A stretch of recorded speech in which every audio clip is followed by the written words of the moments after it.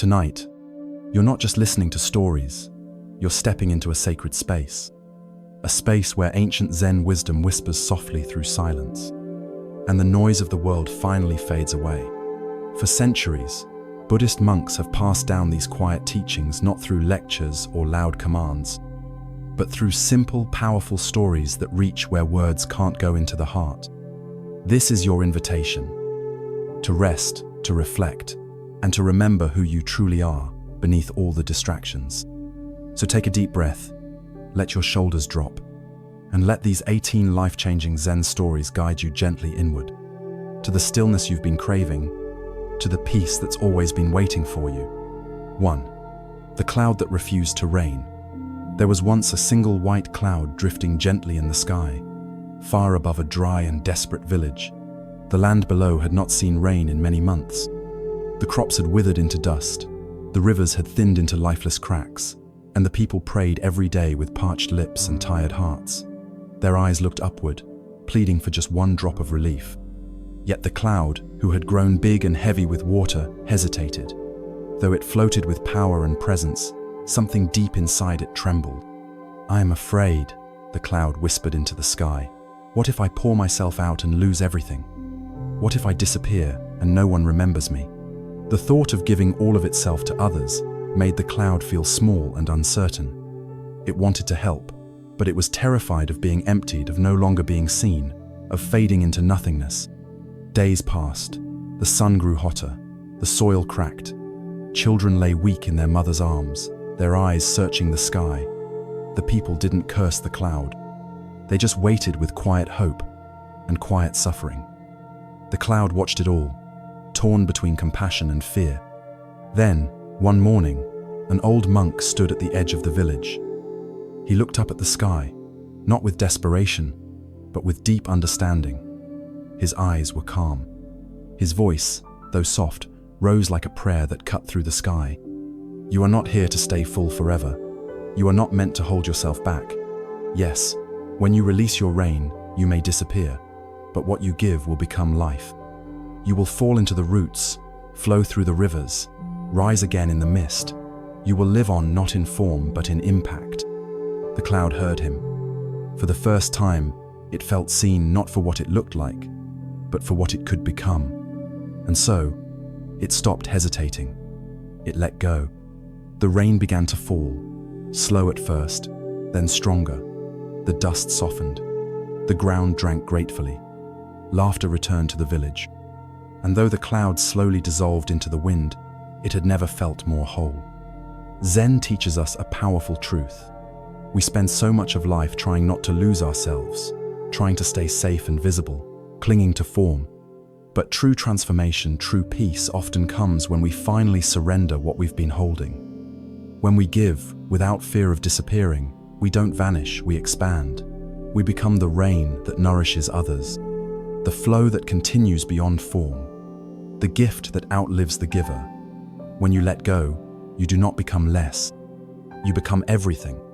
2. The bowl that never filled. In a quiet corner of the monastery, a wealthy man arrived with robes made of silk and footsteps that echoed with pride.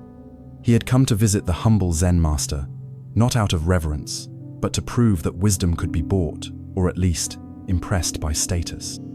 With a wide smile, he offered the master a gleaming golden bowl, polished to perfection, carved with jewels, and more expensive than anything in the monastery. "This is my gift to you," the man said, "a token of respect, and perhaps in exchange, you might share your deepest teachings with me." The Zen master accepted the bowl with grace, bowed, and thanked the man without judgment. He placed the bowl beside his sleeping mat. Every day after that, the master used the bowl for his daily offerings, for rice, for tea, for water. But something strange began to happen. No matter how much was poured into the bowl, it never seemed to fill. Rice would spill over the edges, yet the bowl always looked as if it lacked something. Water shimmered inside it, yet the master would continue pouring more, as if it was still empty. Days passed. The wealthy man, curious about how his gift was being used, returned to the monastery. He noticed the same bowl now scuffed, dusty, no longer shining, and watched as the master once again poured water into it, expression calm, movement slow. "Master," the man asked, "why do you keep pouring? Can't you see it's already full?" The master smiled gently and replied, "No, my friend, it is not the bowl I'm pouring into. It is your mind." The man looked confused. The master placed the bowl into his hands and continued, "This bowl is like your heart, beautiful, yes, but burdened with expectations, with pride, with ideas of what wisdom should look like. You have come here not to learn, but to be acknowledged. That desire to prove, to impress, to acquire, that is why the bowl is never full. Because nothing I pour into it will ever satisfy the one who believes they already know." The man was silent. For the first time, he looked at the bowl not as a gift, but as a mirror. He saw not a vessel of gold, but one of emptiness that never felt like enough. And then, something within him softened. His shoulders relaxed. His eyes grew still. And in that stillness, something rare began to happen. His mind began to empty. Zen teaches us that true wisdom cannot enter a vessel that is already full of itself. To receive deeply, we must first let go of pride, of assumptions, of the need to always be right or praised. A full cup cannot be filled, and a mind filled with ego cannot absorb truth. When we finally set down the weight of what we think we know, when we come with open hands and quiet hearts, then even the simplest drop of wisdom can overflow within us, not because the bowl changed, but because we did. 3. The mirror in the fire. A young boy once fled his home when it was consumed by flames, clutching to his chest the only thing he could salvage, a small, cracked mirror that had hung above his mother's dresser. Every night thereafter, he would stare into its jagged reflection, hoping to glimpse the familiar warmth of his past. But all he saw was his own sorrow-stricken face, fractured into sharp shards. His grief grew heavier than the mirror itself, until one day he carried both into the monastery courtyard and collapsed before the Zen master. Wordlessly, the master took the mirror from the boy's trembling hands and, with gentle authority, placed the fractured glass pieces into the roaring fire that had been lit for morning offerings. The boy trembled and cried, "Master, my mirror me, memories me, last connection to home." The master laid a calming hand on his shoulder and said softly, "Child, you are not this mirror. You are the light that reflects and the fire that transforms." As the glass melted and hissed, the boy watched his sorrow burn away, not because the fire punished him, but because it reminded him that forms are temporary. The shards he feared losing became molten streams that fed the iron crucible, reshaping themselves into something new. In that moment, the boy realized that clinging to broken fragments of the past only kept him trapped in pain. True healing began when he surrendered what he held most dear, allowing it to be transformed into a force that could forge compassion, resilience, and wisdom. Zen teaches us that our attachments, memories, identities, even our deepest wounds are like fragile mirrors. They show us truths, but they can also trap us in reflection. When we dare to place those mirrors into the fire of acceptance, we don't lose ourselves. Instead, we discover we are the flaming and ever-living light, capable of turning loss into new beginnings, sorrow into strength, and death into rebirth. Let your past burn away, not in punishment, but in purpose, and allow the radiant fire within you to shape a future unbound by any broken reflection. 4. The candle that lit the wind. In a village shrouded in sorrow, where hope seemed to flicker out like an old lantern, there stood a single candle burning each night in the courtyard of a humble monastery. Its flame danced softly against the darkness, casting gentle shadows on weary faces. One evening, a blind woman arrived at the monastery gates, eyes closed but heart heavy with despair. The monks invited her inside and offered her warmth and food, but sensing her longing for purpose, the abbot handed her the lone candle. "Carry this light through the village," he said, "and let it guide you." Clutching the candle close to her chest, the woman stepped into the silent streets. Though she could not see its glow, she felt its warmth radiate through her palms. As she walked, the villagers peered from their windows, curious and cautious, for no one had dared venture out after sunset in so long. Yet, drawn by the promise of light, each person she passed felt a subtle lift in their chest. A child, who had been trembling in the corner of her home, rose and approached the doorway just to feel the warmth spill into her arms. A weary farmer, discouraged by failing crops, paused in his path, took a gentle breath, and straightened his shoulders. When the blind woman returned to the monastery, the courtyard was alive with soft murmurs of gratitude. "How did you light the way?" the abbot asked. "When you could not see?" The woman bowed her head and replied, "I did not carry this candle for myself. I held it so that others could see." Zen teaches us that true illumination does not depend on our own sight, but on our willingness to share the light we possess. Even when we cannot see our own brilliance, offering it to others brightens the world more than we ever imagined. Like the candle that warmed hearts without being seen, your kindness, compassion, and peace can guide countless souls not because you stand in the spotlight, but because you choose to shine anyway.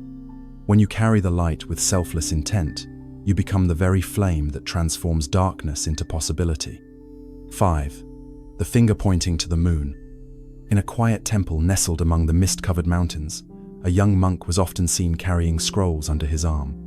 He had memorized countless sutras, repeated the chants with flawless pronunciation, and quoted the words of ancient masters with pride and precision. Other students admired his knowledge and envied his eloquence. He seemed to know everything, every teaching, every symbol, every story, but within him, there was still restlessness. Despite all his learning, he could not find peace.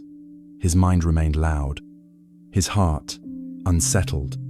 One day, the old Zen master who led the monastery asked the young monk to join him for a walk at dusk. The sky had turned indigo, and the first stars began to pierce the veil of twilight. They walked in silence along a narrow path that led to a clearing with an open view of the heavens. The master suddenly stopped, extended his wrinkled hand, and pointed upward.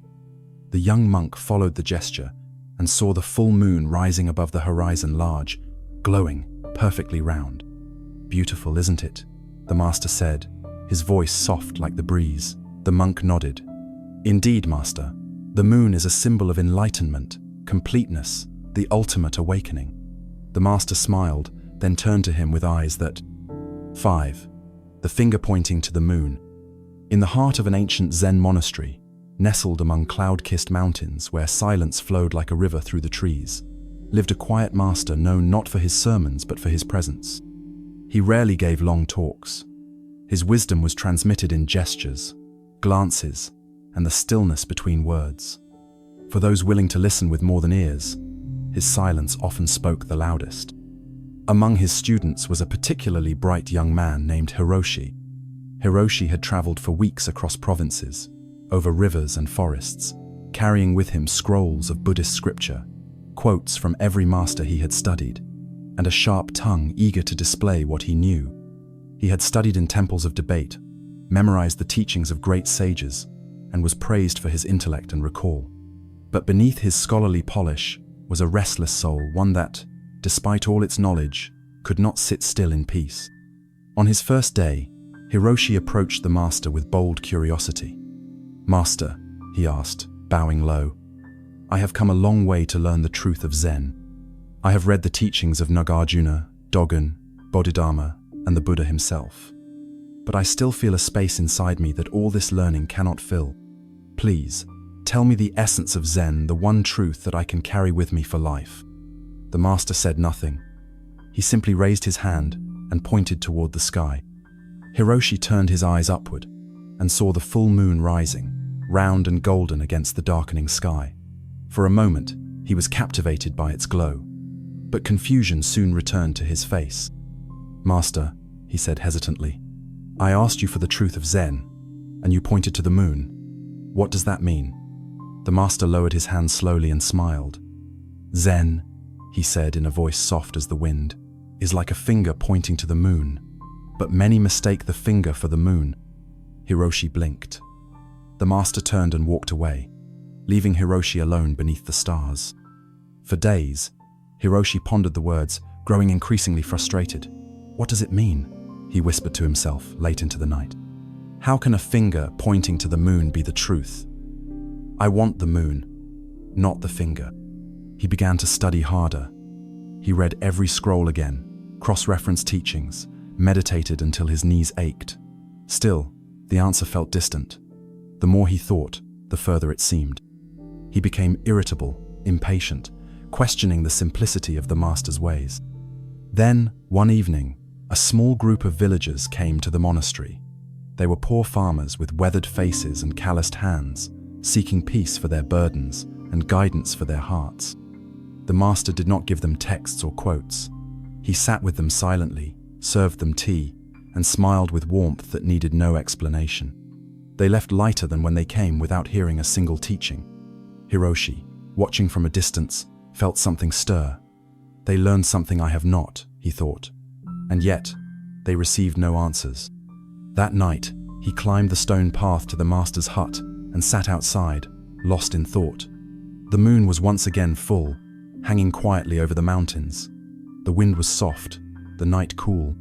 Hiroshi closed his eyes. In that stillness, something shifted. He remembered the master's gesture, the hand pointing to the sky, the moon above, and the quiet wisdom that followed. For the first time, he saw it not as a riddle, but as a mirror. The master wasn't trying to explain Zen. He was showing that all explanations, all teachings, texts, and rituals are only fingers, pointers, tools. But the moon, the truth, cannot be held, named, or explained. It can only be seen. He realized he had spent all his time grasping at fingers, collecting teachings, worshipping words, clinging to the form of wisdom instead of experiencing it. He had built a palace of knowledge, but no window to see the moon. Tears formed in his eyes, not of sadness, but of release. The truth had been in front of him all along. It was not something to memorize, it was something to awaken to. The next morning, Hiroshi bowed deeply before the master and said, "Thank you for pointing, master. I have finally seen." The master smiled and handed him a broom. "Then sweep the path. Let others walk it." Zen teaches us that words, rituals, and even teachers are not the destination, they are only signs along the road. They help us notice what is already here. But clinging to the signs can make us forget what they're pointing to. Just as a finger pointing at the moon is not the moon itself, the teachings are not the truth, they are the doors to seeing it. You can read every book, memorize every verse, and still be lost if your eyes are on the finger. But the moment you stop searching and begin seeing, the moon reveals itself whole, silent, complete. The truth is not in the pointing, it is in the seeing. And in Zen, the deepest wisdom comes when you no longer need to ask, "What does it mean?" because you are finally living it. 6. The silent teaching. There was a time in the monastery when the young students were obsessed with words. They debated constantly. They quoted ancient masters, recited sutras, and sought meaning in every syllable. To them, wisdom was something to be spoken, explained, defined like a jewel to be examined under a light. Every morning after meditation, they would gather in the courtyard, their robes fluttering in the wind, voices rising in passionate arguments about emptiness, enlightenment, karma, and the self. Their mouths moved constantly, but their minds never rested. Among them was a student named Kaito. Bright, curious, and sharp-witted, he was known for his relentless pursuit of knowledge. He asked more questions than any other. Why do we suffer? What is true awakening? How can we know the mind? He believed that if he just asked the right question, the truth would finally appear. The master of the monastery, an elder named Rinshi, observed all of this in silence. He was not a man of many words. In fact, he hadn't delivered a formal teaching in over a year. Yet his presence was commanding. The way he walked, the way he swept the courtyard, the way he looked into your eyes without judgment, it was as if the whole universe moved with him. Still, many students began to wonder, why doesn't he speak? Why doesn't he teach like the others? One day, Kaito approached the master, full of determination. "Master," he said, bowing deeply, "we are all hungry for understanding. Please, we beg you, speak to us. Teach us something that will finally reveal what Zen truly means." The master nodded. "Come to the main hall at sunrise tomorrow," he said simply. "All of you." Excitement rippled through the monastery. The students whispered through the night, preparing scrolls and ink, expecting profound revelations. They polished their cushions, readied their minds. Finally, the master would unveil the truths they had long craved. At dawn, The hall was filled with eager eyes. The master entered silently. He took his seat at the front, folded his legs, and closed his eyes. Then, nothing. No words, no lecture, no scripture. He sat in perfect stillness, breathing, smiling, his hands resting gently in his lap. At first, the students waited patiently. A minute passed, then 5, then 10. Whispers began, restless shifting, glances of confusion. Some assumed it was a test, others grew annoyed. "Why won't he speak?" one whispered. "Did he forget?" another asked. But Kaito sat frozen, his eyes locked on the master's breath, the rise and fall of his chest, the softness of his posture, the utter silence surrounding him. Half an hour passed, still no words. Then something shifted. The silence began to spread inside the hall, not just around them, but within them. One by one, the chatter in their minds quieted. The walls disappeared. The past and future dissolved. Kaito felt at first a stillness so complete, it echoed louder than any sermon he'd ever heard. In that moment, he understood. Not with his thoughts, but with his being. He stood up, bowed low to the master, and whispered, "Thank you. I understand." The other students looked at him in surprise. "But he didn't say anything," one cried. Kaito smiled gently. And yet everything was said. Later that day, a novice asked the master why he chose silence over speech. The master picked up a stone and placed it gently on the ground. Then he looked at the novice and said, "When you see a bird flying across the sky, do you ask it to explain its wings? Or do you just let yourself be carried by its beauty? Zen is like that, a bird in flight, a breeze on your face, a flame dancing in darkness. Its truths are not spoken, they are felt, not taught, but realized. And sometimes, the loudest teaching is the one that does not disturb the stillness of the soul. We live in a world where people are addicted to words. We speak without listening. We search without stopping. We think that understanding comes from explanation. But Zen invites us to let go of that need to step into the space between thoughts where real truth quietly lives. The silent teaching is not emptiness. It is presence. It is a mirror held up to your own mind, reflecting back all that you are and all that you are not. In that reflection, something ancient stirs, not a concept, not an answer, but a knowing that goes beyond thought. Many of the greatest truths will never be printed in books. They will never be spoken on stages or argued in temples. They arrive softly, like dew on morning grass. You do not chase them. You wait. You listen. You become the silence. The master knew that the deepest transmission is not verbal, it's energetic. It's the quiet knowing between teacher and student, a shared awareness, a space where everything unnecessary falls away. And in that space, there is nothing left but now. So if you ever feel lost in too many words, in questions that lead only to more confusion, return to silence. Sit with your breath. Watch the wind move through the trees. Listen to the sound of your own heartbeat. Let the noise fade. Because sometimes, when nothing is said, everything is heard. 7. The rock on the path.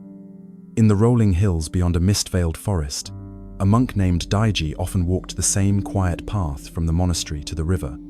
It was a path worn smooth by the feet of centuries, one lined with cherry trees and the occasional rustling of deer in the brush. This path was more than a trail, it was his place of reflection, the sacred space where he returned to his breath and remembered the rhythm of life. For Daiji, every stone, every shadow along that route was familiar, or so he thought. One morning, after an unusually restless meditation, Daiji set out on his walk. His mind was tangled with irritation. A novice had questioned his guidance, and the kitchen had run out of his preferred tea. Though these were small matters, they festered in his mind like thorns beneath the skin.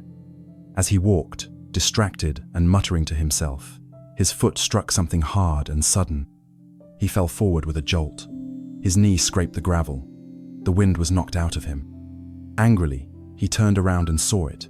A rock, no larger than his palm, jagged and silent in the middle of the path. Furious, Daiji sat beside it. "Stupid rock," he hissed. "Who put you here?" He rubbed his knee, inspecting the shallow wound. and cursed under his breath. His plans for a peaceful walk had been shattered by this stupid, ugly thing. But time passed. Minutes stretched into an hour. The pain in his knee dulled. The sun shifted in the sky, and the longer he sat beside the rock, the quieter his thoughts became. His breath returned to its natural rhythm. The ache in his pride began to soften. He looked again at the rock just sitting there, unmoved, undisturbed. It hadn't leapt into his path. It hadn't meant to harm him. It had simply been there. It had always been there. He, on the other hand, had been rushing, distracted, lost in his own storm of emotion and ego. Daiji sighed. A small laugh escaped him. "This rock," he whispered, "is a better teacher than I have been all day." He closed his eyes and began to meditate beside the very thing he had cursed. As the wind passed gently through the trees, he began to see more clearly. The rock hadn't injured him, his reaction had. His expectation of a smooth journey, his assumption that the path owed him peace, his refusal to be present, these were the real causes of his suffering. The rock had simply revealed it. Later that evening, Daiji returned to the monastery and gathered the students. He told them of the incident, not with pride, but with humility. "You may believe the path should be perfect," he told them, "but the path only reflects the truth of your walking. The obstacles we trip over are often not the problem. It is the story we tell about them, the anger, the blame, the attachment to ease that creates our pain." He paused, then added, "Some days, the greatest master does not wear robes or speak sutras. Some days, it is a small rock that invites us to wake up." From that day on, Daiji left the rock where it was. Not to punish others, but to teach them. When students asked about it, he said simply, "Bend down, sit beside it, and see what it shows you." Some were annoyed, others curious. But all who sat long enough beside the rock eventually saw their own reflection in it, their impatience, their pride, their restlessness.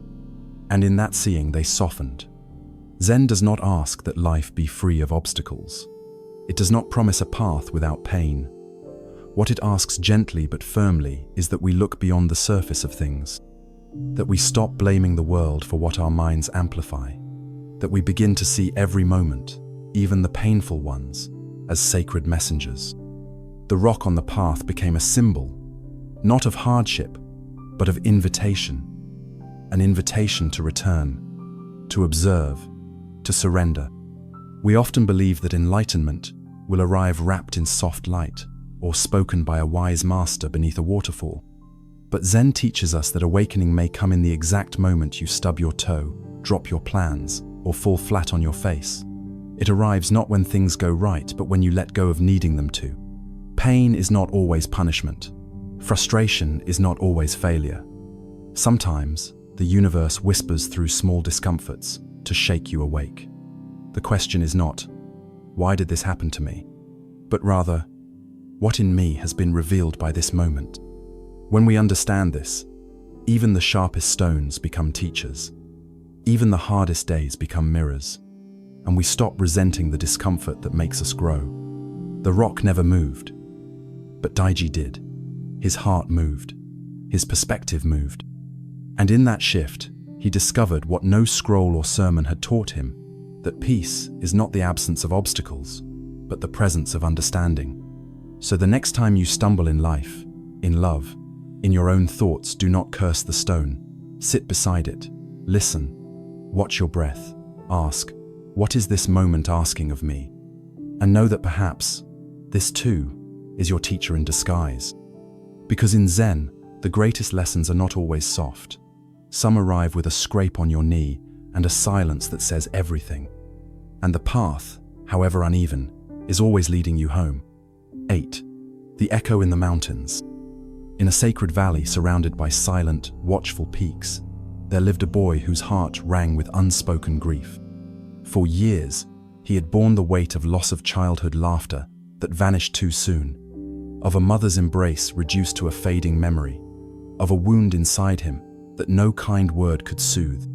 Each morning, he awoke to the same heavy ache, as if his own chest had become an empty drum. Smiles felt like masks he wore for the world, while inside he carried a storm of unanswered questions. He longed to release the sorrow that had settled in his bones, to find a mirror for his pain that might answer, "I hear you." One dawn, fueled by equal parts anger and despair, the boy resolved to climb the mountain that loomed over his home. Villagers spoke of a hidden ledge where voices did not vanish but returned, transformed. He believed that if he could shout his anguish into the crags, the mountains themselves would acknowledge him. The path was steep and treacherous, bordered by ancient pines, whose needles glittered with dew like tears. With every upward step, his breath came faster, his heart pounded louder, and yet, he felt closer than ever to the source of his pain. At last he reached a jagged outcrop, its stones worn smooth by countless winds. The world below lay hushed, as if waiting. He took a trembling breath, lifted his chin, and cried with all the force of his despair, "I hate you." The cry echoed once, twice, and then a third time, each repetition carrying a sharper edge. It sounded almost alive, almost mocking. The boy's knees buckled, his voice quivered, and he covered his ears as the echo's refrain reverberated through the rocks. "I hate you, I hate you, I hate you." Shaken and crestfallen, he slid down the slope until he reached the foot of the mountain, where the Zen master of his village paced calmly. "Master," the boy cried, eyes wide with tears, "the mountain itself returned my hatred to me." Why did it answer that way? The master stopped, placed a comforting hand on the boy's shoulder, and simply nodded. Without another word, he guided the boy back up the winding path, each step silent, except for the soft rustle of leaves beneath their feet. When they reached the ledge again, the master turned to the boy and said, "This time, speak a different word." Confused, but trusting, the boy drew a deep breath and shouted not in anger, but from the trembling center of his heart, "I love you." The moment the phrase left his lips, the mountain caught it and threw it back to him in gentle repetition. "I love you. I love you. I love you." The echoes carried warmth, as though the rocks themselves had softened. The boy's tears fell freely, but now they were tears of relief. The master gazed at him with calm compassion and spoke at last. "What the mountain echoes is not its own voice but yours. It mirrors what you send. In hatred, it screamed your anger. In love, it returned your compassion. This is the true teaching of echoes. They reveal the shape of your heart." For days afterward, the boy remained on that ledge, exploring every feeling. He whispered words of forgiveness, of hope, of gratitude, and each time the mountain answered. It became his silent teacher, revealing hidden corners of his soul he had never known. He discovered that bitterness only hardened his own spirit, while kindness softened the world around him. When he finally descended to the village, he carried more than a lesson, he carried a change in his very being. He spoke gently to neighbors, helped the elderly fetch water, and laughed with children in the streets. The same mountain stood silent behind him, but now its echo was a quiet companion to his kindness, rather than a cruel reflection of his pain. Zen teaches that the world is not separate from the mind that perceives it. Every interaction, every word, every gesture is a stone cast into the pond of existence, and the ripples you create will always return to you. The echo in the mountains is not magic. It is a reminder that your own heart sculpts the sounds you hear. So remember, when you feel ignored, it may be your own silence that radiates outward. When you feel surrounded by anger, it may be your own frustration calling back to you. But when you choose love, compassion, and forgiveness, no matter how faint at first, the universe will respond in kind. The next time you stand before a challenge, imagine your voice as a gift cast into the world. Ask yourself, what echo do I wish to hear?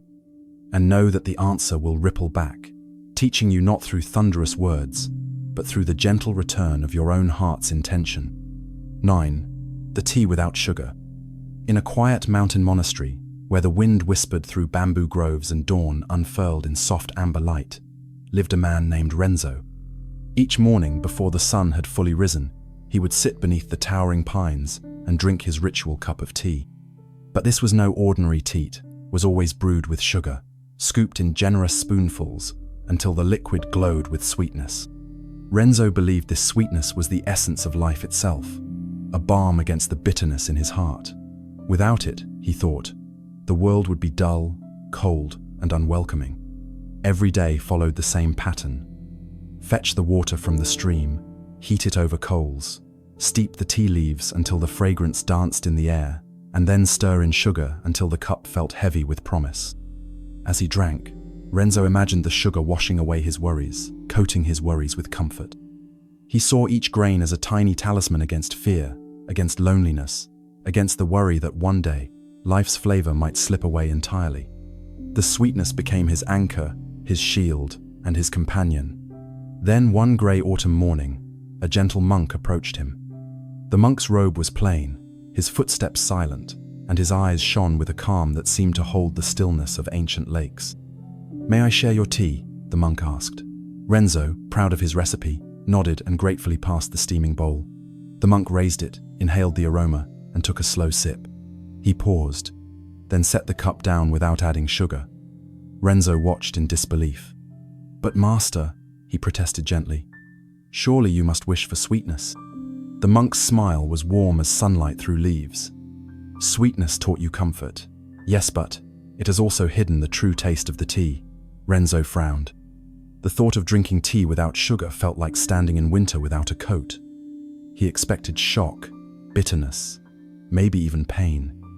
Yet there was something in the monk's serenity that invited trust. With trembling hands, he poured a second cup this time, leaving out the sugar. The first sip was startling. The tea was clear and golden, its flavor subtle like sunlight on a quiet stream. Renzo's tongue recoiled at the clean warmth. There was no sweetness to chase away shadows, only an unadorned taste he had never known. 1,000 thoughts rose in his mind. Where was his comfort? How could he face the chill of reality without his sugar shield? The monk said nothing. He simply sat beside Renzo, their breaths mingling in the still air. As Renzo drank more slowly, he began to notice something unexpected. The first bitterness gave way to nuance, a floral hint of mountain blooms, the soft earthiness of clay teapots, the vivid clarity of water drawn from high springs. He realized that the sugar had been disguising these deeper flavors, coating them until they were lost. He felt the tea awaken his senses, rather than dull them with sweetness. With each sip, Renzo tasted not only the tea, but the world itself, fresh, honest, and vivid. In the days that followed, the monk invited Renzo to share tea without sugar each morning. At first, Renzo's mind protested, "This is too sharp, too raw." But the monk guided him. "Let your mind be like the cup empty, open, free of expectations." Slowly, Renzo's cravings for sugar faded. He discovered that his addiction had been less to sweetness and more to sheltering from discomfort. In allowing bitterness, he discovered acceptance. He saw that his attachment to sugar had mirrored his attachments in life, to praise, to safety, to illusions of control. One afternoon, Renzo walked along the rocky stream to fetch water. The spray formed rainbows in the sun. He paused and scooped a handful of pebbles from the stream bed, each one smooth and cool. He held them to his heart and felt their heft, their solidity, their simple perfection. Just as he had believed tea needed sugar, he had believed himself in need of extra comforts to feel whole. But these stones untouched by adornment were complete as they were. That evening, he returned to the monastery courtyard and bowed deeply to the monk. "I see now," Renzo said, voice steady. "My suffering came not from the tea's taste, but from my refusal to taste truth." The monk nodded, his eyes reflecting the glow of lanterns around them. When you let go of what you think you need, you open space for what truly sustains you. Zen teaches that our minds are like cups, filled with habits, cravings, expectations. They can never receive new insight. But when we empty them, when we remove the sugar of self-deception, we taste reality in its purest form. The tea without sugar is not punishment. It is an invitation to live fully awake, to drink deeply from every moment without residue of fear or pretense. Renzo continued his mornings without sugar. The tea remained bitter at times, comforting at others, but never dull. And in that clarity, he found a sweetness far richer than any spoonful could provide. A sweetness born of presence, acceptance, and the courage to embrace life just as it is. So, the next time you reach for something to sweeten your cup, pause and ask, are you running from bitterness or opening to the full flavor of existence? In Zen, the deepest nourishment comes not from what is added, but from what is released. 10. The falling leaf. In the hush before dawn, when the world still held its breath, and the mist floated like ghostly veils between ancient pines, a lone monk named Kenji stood at the edge of a vast maple grove. Each tree was a towering sentinel, its branches heavy with crimson and gold, the colors of fire and sun held in delicate lanterns of living paper. Kenji watched as the first faint wind of autumn stirred among the leaves, coaxing one perfect, heart-shaped leaf to drift away from its branch. It swayed for a moment in the cool air as if pausing to admire the freedom it had just claimed before beginning its slow, graceful descent. Kenji followed its spiral with reverent eyes, feeling the hush of everything around him deepen, as though nature itself were listening. A young student, Naoki, approached softly behind him, curiosity etched on his face. He too looked up at the leaf, tracing its supple curve through the air. "Master," he asked quietly, "does that leaf not grieve for what it has lost? Does it not despair at leaving the branch, at falling into uncertainty?"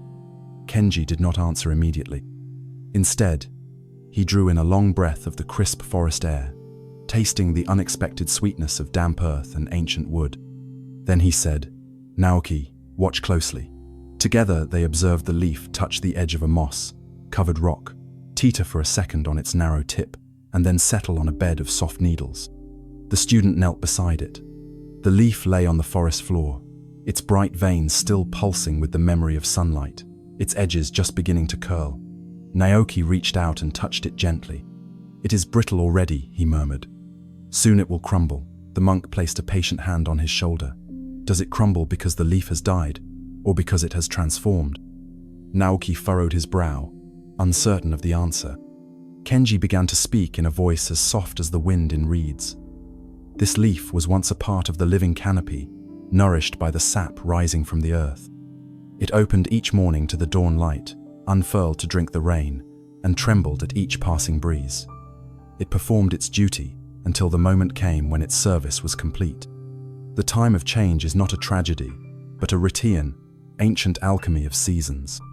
He paused, drawing a circle in the air with his hand. "The falling leaf does not die in vain. It returns to the soil where it will rest, blend, and feed new growth. Beneath the ground, its cast-off form becomes the nourishment for tender roots that will push upward in spring. There is no loss here, only transformation. The leaf's end becomes the forest's beginning." Naoki listened and felt a gentle warmth rise in his chest. He pictured the forest floor weaving the leaf into the tapestry of living earth, feeding the mushrooms and the ants, enriching the soil so that saplings might grow tall.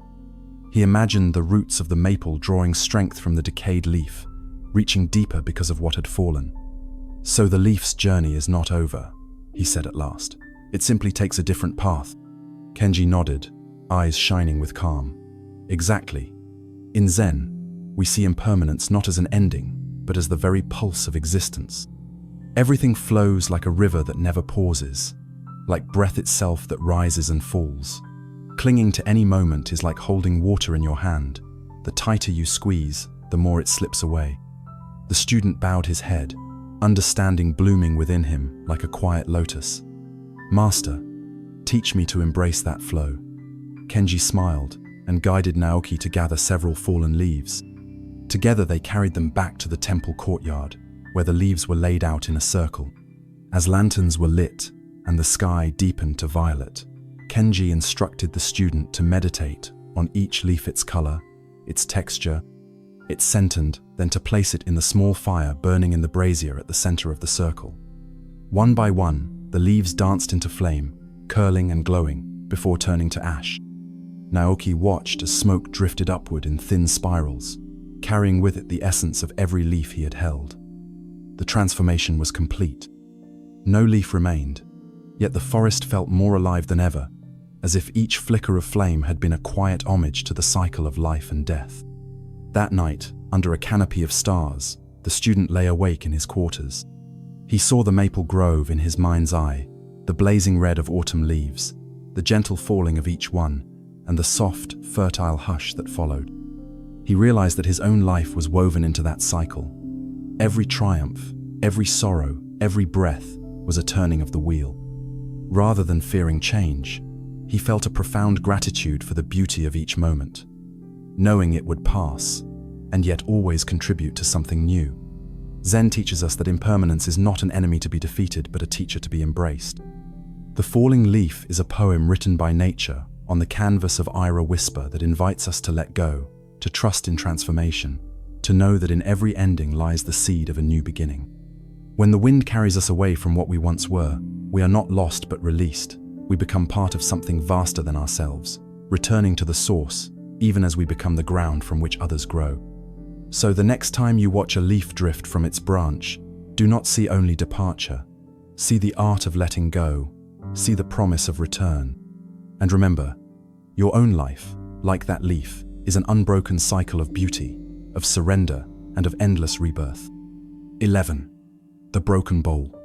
In a secluded monastery perched on windswept cliffs, there stood a simple wooden shelf in the master's quarters, holding one precious object above all others: a smooth, ceramic bowl glazed in deep indigo and flecked with veins of silver.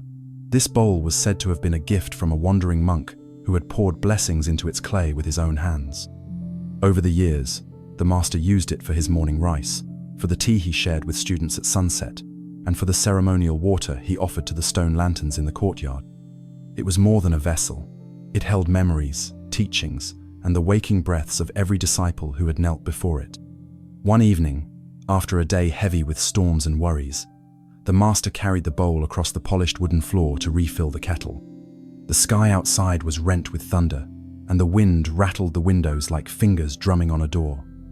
He paused at the threshold, lost in thought over the struggles of villagers whose fears weighed on his heart. As lightning flashed, he turned too quickly, and the indigo bowl slipped from his grasp. Time seemed to slow. He watched it spin through the air, catch the edge of the low table, and shatter into 100 uneven pieces across the floorboards.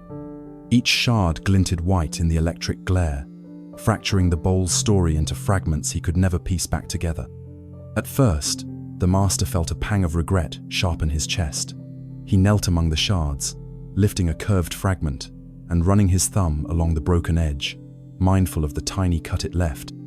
A gentle ache rose in his heart, not for the loss of clay and glaze, but for the memory the bowl carried, the countless moments it had held with grace.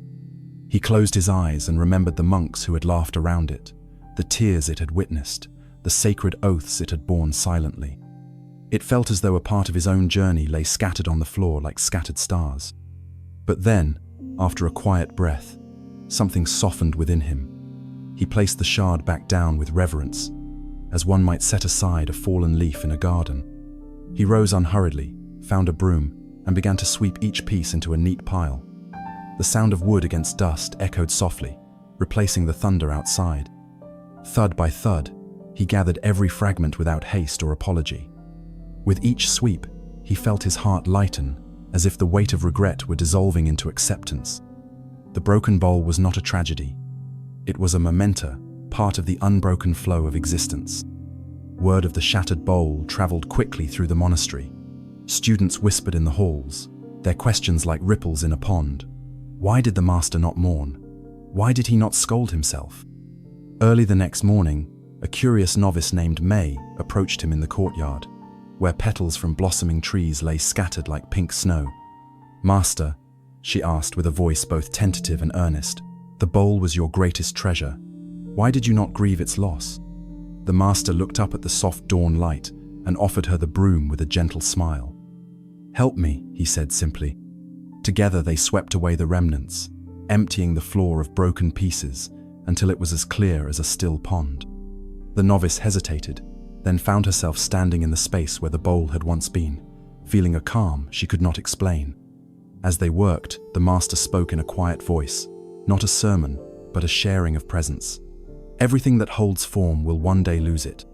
Mountains crumble, rivers change course, and bowls break, yet the essence remains. The act of sweeping gathers not only clay, but awareness. We remind ourselves that nothing is permanent, and in that truth, we find freedom. May listened as the wind caught a blossom and carried it across the courtyard, its delicate petals spinning in a dance of impermanence. She realized that her own heart clung to comfort and safety, hoping that the vessel she treasured would never falter. But the master's calm acceptance showed her another way, to hold the moment fully, even if it could not last.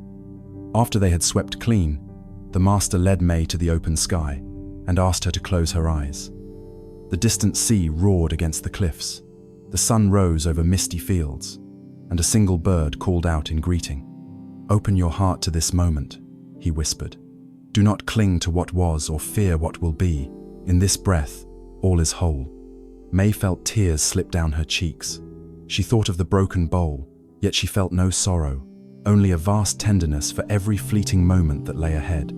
She understood then that loss was not emptiness, but an invitation to renew. The world would break her treasures again and again, yet each break would teach her how to gather presence, compassion, and wisdom with open hands. In the days that followed, the students watched as the master accepted a simple wooden bowl as a replacement. It was unadorned, its grain worn by time, its curves imperfect. But he used it with the same reverence he had shown the indigo bowl. And whenever the wind howled through the halls, or a student's question cut like a shard of doubt, he would pause and lift the wooden bowl, as if offering its simplicity back to the sky. Zen teaches that nothing we hold can save us from change, yet everything we lose can teach us to embrace life more fully. The broken bowl was not simply an accident. It was a teacher in disguise, guiding the master and through him, every student to see that form and emptiness are two sides of the same coin. We break, and in breaking we awaken. We love what is here, yet let it go. We gather the shards of experience into a tapestry of awareness, and in that weaving, we find ourselves unbroken. So when you encounter your own broken bowls, moments of loss, failure, or unexpected shattering, remember the master on the windswept cliffs. Sweep gently, breathe deeply, and know that what remains in your heart is more precious than any vessel, more enduring than any form, and more alive than the moment you ever held. In every break, there is the chance to become whole once more. 12. The candle in the wind. In the heart of a desolate valley, where winter's breath carved frost into every stone, and the wind howled like a morning choir, there stood a single candle atop a weathered wooden post. Its flame danced against the emptiness, a slender beacon of warmth in a sea of icy darkness. The villagers called it the Lantern of Hope, for it burned every night without fail, guiding lost travelers and comforting farmers who watched distant peaks vanish under falling snow. Yet no one knew who tended this humble light, nor from what secret flame it first ignited. One bitter evening, a young woman named Emiko stumbled into the valley. She had fled her home after tragedy fire that claimed her family's hearth and shattered her faith in any light that could outlast grief. Her feet ached with each step, and her breath formed jagged crystals in the air. She pressed forward, drawn by the soft glow on the ridge above. When she finally reached the post, the candle's flame flickered fiercely, as if fighting against a gale. Emiko wrapped her trembling hands around the base and closed her eyes, imagining the warmth soothing her cold despair. She did not notice the old monk who emerged from the shadows until he spoke. "You carry many storms inside you," he said gently, his voice hushed by age and understanding. Emiko looked up, startled. The monk's robe was threadbare, and his eyes held galaxies of compassion. "I walked through fire and wind to find this flame," she confessed, lowering her head. "Can a candle truly guide me home when my world is burned?" He smiled, tapping the post. "This flame lives not for itself, but for every soul that strays into darkness. It burns because there is purpose beyond its wax." As the wind gouged at the valley, Emiko watched the flame lean and sway, never snuffed. "I cannot keep it safe," she whispered. The monk placed a calloused hand on her shoulder. "You cannot control the wind, nor prevent the storms. The secret lies in how you stoke the flame within." Together, they fetched a bowl of oil from the monastery. Emiko poured it slowly into the reservoir beneath the candle, feeling the weight of each drop. She realized then that purpose was the fuel that allowed a flame to endure, not the vessel, nor the steadiness of the air. That night, Emiko stayed beside the lantern, watching as travelers came and went. One man limped on a broken leg, yet when he stepped into the circle of light, his face softened in relief. A mother carried her frightened child, trembling at the wind's roar, but the child's tears turned to wonder as the candle's glow chased away the shadows on the stone wall. Emiko saw how their burdens lightened simply by finding a safe haven, if only for a moment. She began to understand that the candle's true power was in granting passage through darkness without asking for anything in return. In the days that followed, Emiko returned each twilight, undeterred by snow or biting gusts. She learned to coax the flame into a steady brilliance, trimming the wick, smoothing the oil's surface, whispering words of encouragement to it. She discovered that every act of care deepened her own resolve, that tending that small fire rekindled her own courage. When the wind threatened to lash the flame into panic, she held her breath and stood firm, a silent guardian against the tempest. Slowly, her heart's fractures began to fuse, healed by the simple, unwavering light she had chosen to protect. One evening, as Emiko prepared to leave, the monk approached her and said, "The wind's fury has tested this flame since time began, yet it persists. Not because it is stronger than the storm, but because it is rooted in something deeper." He led her down the ridge to a hidden cave, where ancient candles sat half-buried in dust, dozens of blackened stubs, each the remnant of a light once tended and then abandoned. "Every one of these candles burned brightly once," he continued, "but when their keepers left, the flame died of neglect. A flame needs care and a purpose beyond itself, or it becomes just another corpse in the dark." Emiko touched the smooth walls of the cave, studded with the glass bones of spent candles. "I understand," she whispered. "A life lived for itself flickers out, but one lived for something greater endures." The monk nodded and returned her to the lantern post. "Tonight, you tend the flame alone." Under a sky mottled with snow, Emiko knelt by the candle. The wind roared, rattling her cloak, threatening to blow her backward. Yet she pressed on, trimming, fueling, and guiding the flame until it burned with steady clarity. In that act, she felt a surge of warmth inside her chestnut, the familiar burn of sorrow, but a gentle radiance born of choice. She had chosen to stand firm, to serve a light meant for others, and in doing so, had become its keeper. She rose and faced the valley. The wind still howled. The path ahead lay cloaked in snow, but the candle's glow stretched around her like a shield. Emiko breathed deeply, feeling the weight of loss lighten. She realized that the lantern had not guided her home in the sense of returning to a physical place, but had guided her back to herself, back to her capacity to care, to hope, and to endure. Years later, travelers still tell of a fierce winter night, when a woman alone stood in a barren valley, her hair whipping like a banner in the gale, her eyes shining brighter than any star. They say she held a single candle in her hand, and where its light fell, the wind would bow in reverence, and the darkness dared not tread. Zen teaches that our inner flame is not a fragile thing to be hidden away. It is meant to burn at the world's edge, offering guidance to those lost in life's storms. When we fuel our purpose with compassion, tend our resolve with discipline, and protect our light with courage, no wind can extinguish us.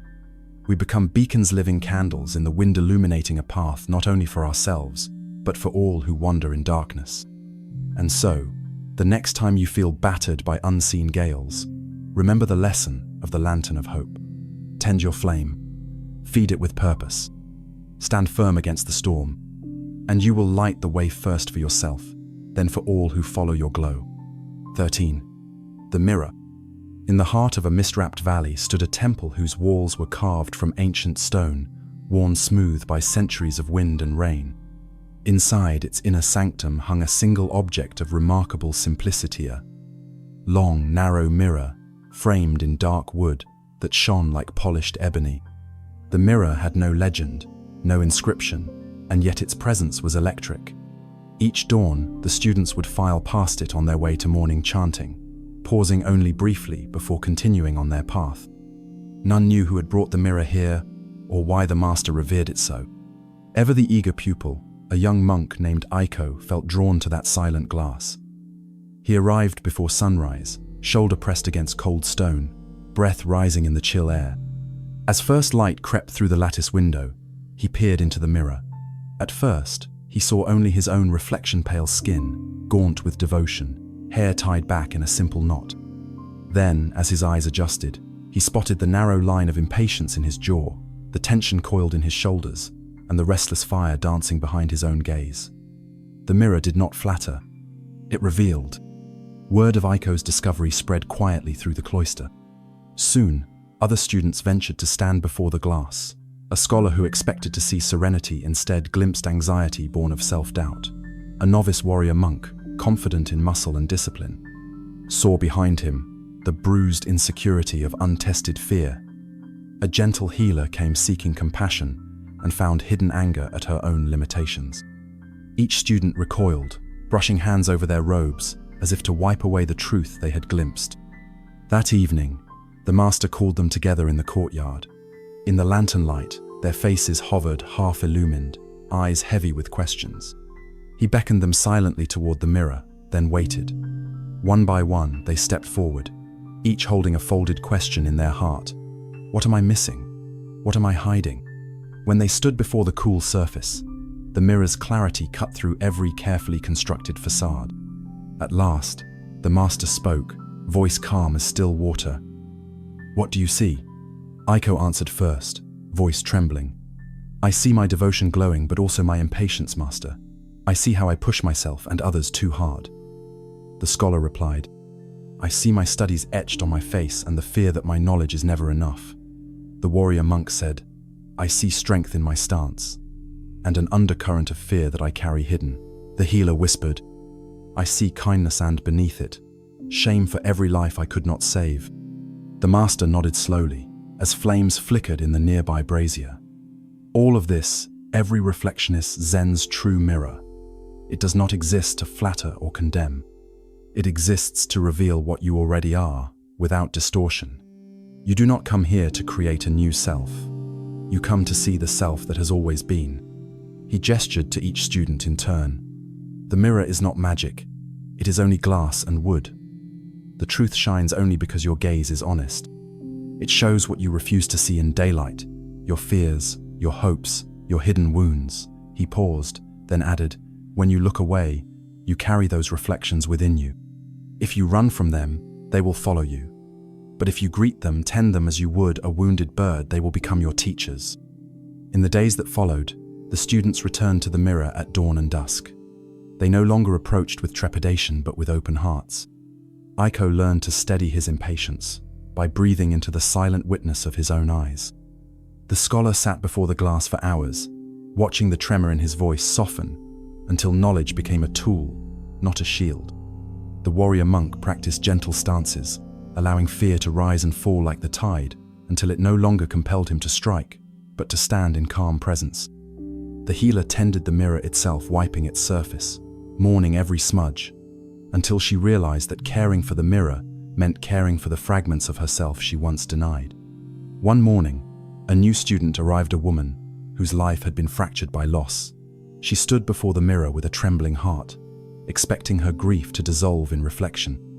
Instead, she felt it deepen, as though the mirror held 1,000 shards of sorrow, each one laid bare.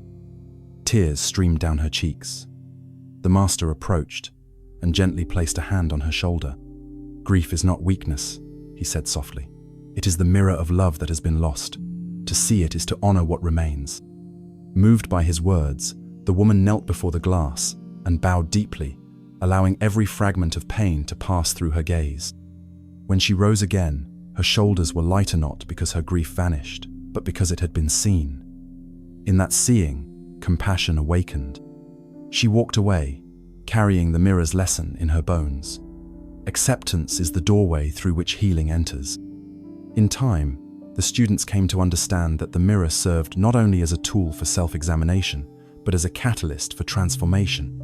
It showed not only what they believed themselves to be, but what they truly could become when they embraced their whole selves, light and shadow, strength and vulnerability, certainty and doubt.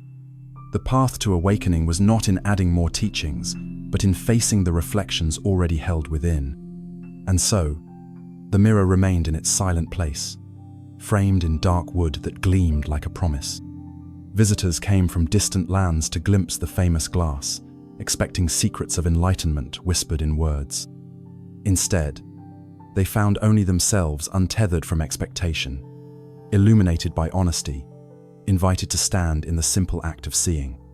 Zen teaches that the clearest meditation is the one performed not in empty space, but before the mirror of your own mind. Words may guide you, disciplines may shape you, but the mirror shows you what nothing else can, the truth you carry at this very moment. Look deeply, see without judgment, and know that reflection is not the final lesson, but the beginning of every journey toward true awakening. When you next stand before any mirror, ceramic, glass, or soul, ask yourself not who you wish to be, but who you already are. In that question, the path to freedom quietly unfolds. 14. The bird in the cage. In a remote mountain monastery carved into a steep cliffside, there hung by the courtyard gate a gilded cage of fine lacquered bamboo, its slender bars glimmering in the morning sun. Inside lived a small songbird, plump and bright-eyed, whose feathers shone like drops of dawn. The monks called him Chikai, promise, for they believed his voice heralded blessings on whoever heard it. Each day at first light, the abbot would unlock the cage and whisper words of blessing, then gently guide Chikai to the low branch of a plum tree. There, while the monks gathered for chanting and tea, the bird would sing complex melodies woven from memory and instinct, filling the courtyard with a joy so profound it seemed to lift the very stones. For many seasons, Chikai remained within his bamboo cell, cared for with kindness and devotion. Fresh millet was placed upon a carved wooden dish each dawn, berries at dusk, and the monk spoke softly to him of the mountain winds, flowering seasons, and the still depth within every breath. Yet the door of his cage remained closed, a constant reminder that even the most precious gifts can be held captive by those who love them. The bird's songs were wondrous, but behind his clear notes lay an echo of longing, an unspoken question in every trill. What, beyond these bars, awaited him? One spring afternoon, a fierce gale raced down from the peaks, shaking the branches of the plum tree and rattling the cage's hinges. A careless apprentice monk, rushing to secure the monastery shutters, left the little door unlatched. The wind seized the cage, tilting it onto its side, and in that moment of chaos, the door sprang open. Chikai paused, as though the very air itself had invited him forward, and with a flutter of iridescent wings, stepped onto the fine wood of the branch. His claws gripped the bark, and for a heartbeat the world held its breath. The monks rushed outdoors, disciples and novices alike, fearing that the precious bird would fly away and be lost forever. But to their astonishment, Chikai did not soar toward the sky. Instead, he hopped back into his cage, then out again, hesitated, and finally returned to the comfort of those slender bamboo bars. He puffed his feathers, lifted his head, and sang a song more radiant than any the courtyard had ever known. Notes of joy rang through the air, but beneath them resonated a deeper truth. Freedom without purpose can feel as empty as captivity without choice. That evening, the abbot gathered the monks in the dim glow of lantern light. He placed the cage before them and said calmly, "Why did Chikai return?" The students looked at one another, puzzled. "Because he knows this place," whispered one. "Because he is afraid of the woods," guessed another. A seasoned monk replied, "He sings here, and he is heard." The abbot nodded, but shook his head gently.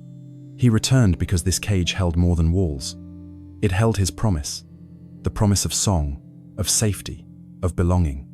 True freedom lies not in the absence of bars, but in the presence of purpose.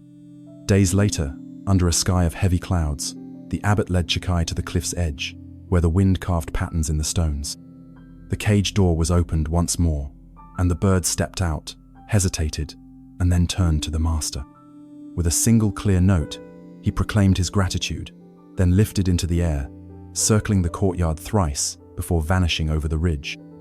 The monks watched in awe as his small form grew tiny against the vast mountainscape, yet long after his flight, his echo remained, carried by the wind back to the bamboo bars now empty. In the weeks that followed, the monastery was filled with a new stillness. The empty cage shimmered like a wound left to heal. At dawn, the monks discovered a single white feather upon the threshold, as if Chikai had left a gift of remembrance. When they chanted in the courtyard, their voices no longer needed to compete with the bird's melody. Instead, the silence itself became a canvas for their devotion. They learned to listen not only for song, but for the space between notes, where every breath is both a cage and a release. One evening, a traveler arrived, lost and weary from the mountain passes. He watched as the monks bowed before the empty cage, then offered tea in silence. When the abbot finally spoke, he said, "This cage once held a bird. Now it holds a lesson." The traveler asked, "What lesson is that?" The abbot smiled and answered, "That all of us carry cages within our heart-shapes, fears, expectations. We may open the door, and yet remain within. True freedom is not merely stepping out, it is knowing why we return." Zen teaches that attachments are not always chains of iron, but can be threads of love and purpose that guide our wings. Like Chikai, we may linger within our bounds, afraid to step into the unknown, or certain that our song will be lost. But there comes a moment when the door swings open, sometimes by chance, sometimes by choice, and we discover that when we fly, we carry our promise with us. The cracks in our cages can become windows when we learn that purpose, not walls, defines our freedom. So the next time you feel confined by duty, by desire, by doubt, remember the songbird in the bamboo cage. Notice the door upon its hinges. Feel the wind at your back. And ask yourself, do I remain because I fear the world beyond, or because I carry an unspoken promise worth returning to? For a true heart sings its song not only within confines, but across the sky, bounded only by the courage to trust its own wings. 15. The bell without a striker. High above the mist-filled valley, where ancient pines leaned into the wind as if to whisper secrets, stood a solitary temple perched on a rocky crag. In its open courtyard hung a massive bronze bell, smooth and dark as storm clouds, yet alive with the faintest sheen of patina from centuries of weathering.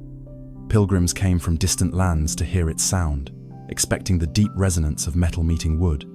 But there was no striker to rouse it. No mallet hung nearby. No chant accompanied its toll. And yet, every dawn and every dusk, the bell's clear, lingering tone rolled through the valley like a gentle tide, soft enough to caress the reeds along the riverbank, strong enough to stir the hearts of those still asleep. Legends grew around this marvel. Travelers swore they heard the bell's note even when the temple gate was locked and the courtyard silent. Farmers claimed the sound guided their plows when fog lay thick on the fields. Children awoke at dawn, expecting the bell's bell-like call as certainly as the robin's song. Scholars wrote treatises attempting to explain it. Engineers sketched designs for hidden mechanisms. But every hypothesis fell short. No hidden striker, no clever wind tunnel contraption. Only the bell, and only the wind. Within the temple lived a master known simply as Ryokan, whose eyes held the calm of still water and whose gait carried the unhurried precision of falling leaves. He never spoke of secrets. When questioned, he would bow, offer tea, and let silence reign. One day, an impatient young novice named Kaori approached the master in the meditation hall. "Master," she asked, voice low to avoid disturbing the seated monks, "how can this bell ring without being struck? What magic allows its voice to be heard?" Ryokan's gaze drifted to the open courtyard, where the bell waited in absence as much as in form. He rose softly, motioned for Kaori to follow, and they walked together beneath a sky heavy with clouds. At the temple's edge, the wind stirred. It was not a gale only, a gentle current rolling down the mountainside, ruffling Ryokan's robe and stirring fallen petals at their feet. The novice watched as the master reached out a hand toward the bell, and without touching it, invited Kaori to listen. The bell responded with a chime that sounded like a sigh of recognition, a hollow, sweet tone that faded into the stillness. Kaori's eyes widened. "But you did nothing," she whispered. "No striker, no force. How did the bell sing?" Ryokan closed his eyes and breathed in the wind's rhythm. "Listen to the wind," he said softly. "It carries no mallet, yet it strikes every branch in the forest. It moves the grasses, the clouds, the tides. It rings this bell with the same touch it uses to brush the mountain slopes. Presence alone is enough to awaken sound when the form is ready." Kaori frowned. "But I have tried to awaken my spirit with effort and force. I strike at my practice with willpower, and yet my mind remains silent." The master inclined his head, as though sharing her burden. "Then learn from the bell. Let stillness be your striker. Let presence be your momentum. When the mind yields to what is, without striving or aversion, even emptiness will carry its own resonance." Over the following weeks, Kaori sat by the bell from dawn until noon, and again from dusk until dark. She held no mallet. She chanted no sutras. She simply waited, breathing in sync with the wind, opening herself to the space between breaths. Sometimes, she heard only silence.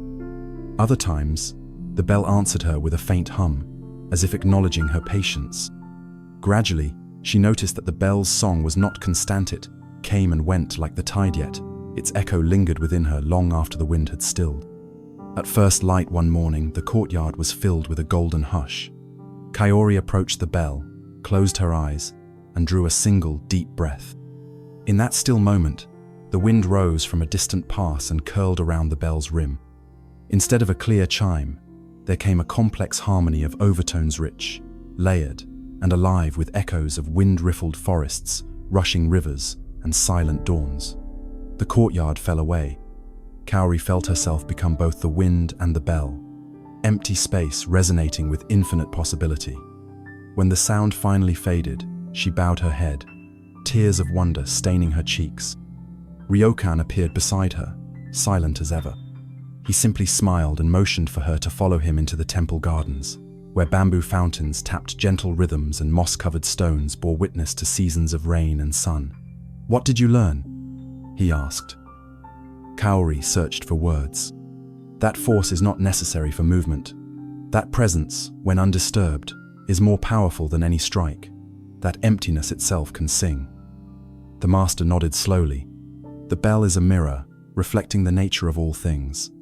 You do not awaken by adding effort, but by letting go. When you release the illusion of separation between yourself and your practice, between you and the wind, you find that you carry the striker within. News of Kaori's transformation spread among the novices. Some tried to replicate her experience, sitting by the bell for hours in silence. Others grew restless, demanding a demonstration or a secret formula. But the truth could not be handed over. It had to be discovered in the hush between heartbeats. Ryokan never provided answers beyond the bell and the wind. Yet those who listened carefully learned that the world is full of instruments, waiting to be played by the gentlest of touches. Years later, Kaori stood before her own group of students, now a teacher in her own right. She pointed to the bell hanging high above the river rocks and spoke. "This bell teaches us that the greatest power lies in non-resistance. Just as water wears away stone not by force, but by persistent yielding, so too does presence transform our lives. We need not strike at every challenge with aggression. Sometimes, the most profound change comes when we open ourselves to the currents of life and allow them to move us from within. Then even emptiness will carry a song." Zen reminds us that the softest wind can move mountains, and that the gentlest presence can awaken the deepest resonance in any heart. The bell without a striker stands as a living testament to the truth that effort without surrender rings hollow. Only the harmony born of stillness, of space, of acceptance, can produce a sound that echoes through eternity. In the end, there is no separation between striker and bell. There is only the single, unbroken song of existence, waiting to be heard. 16. The door without a lock. In a secluded valley, where mist wove through ancient pines and mountain peaks stood like silent guardians, there existed a temple unlike any other. Its walls were hewn from pale stone and weathered by wind and rain, but it was the entrance that truly set it apart.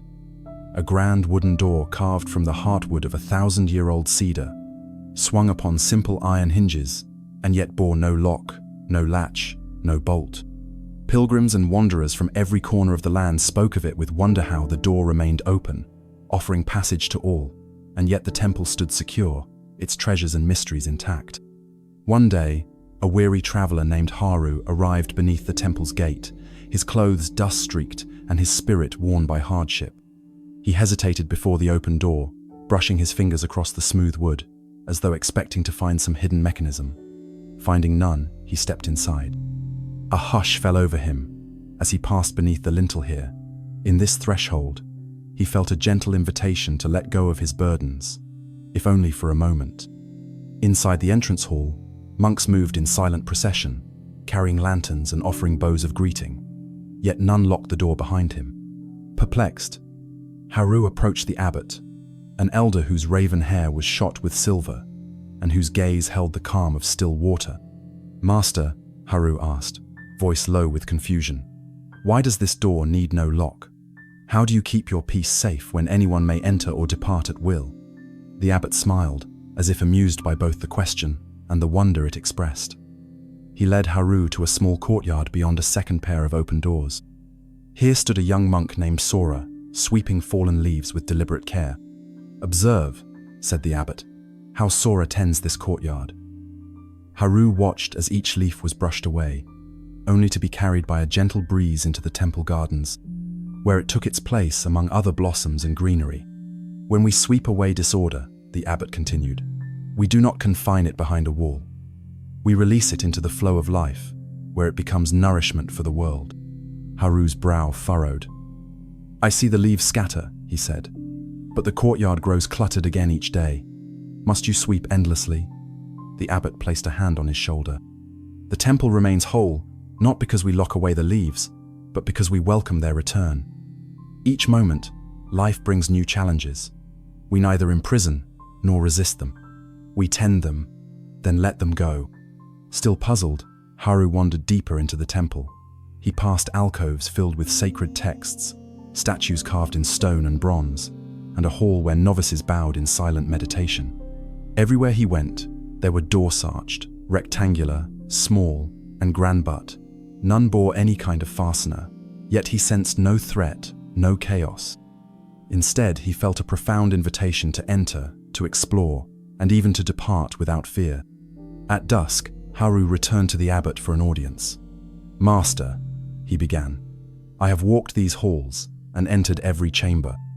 I have seen the ceremony of tea, the chanting of sutras, the lighting of lamps, and still I find no lock, no guard, no barrier. Yet nothing is stolen, nothing defiled. How can openness preserve security?" The abbot motioned toward the setting sun, whose last rays glinted upon the temple's eaves.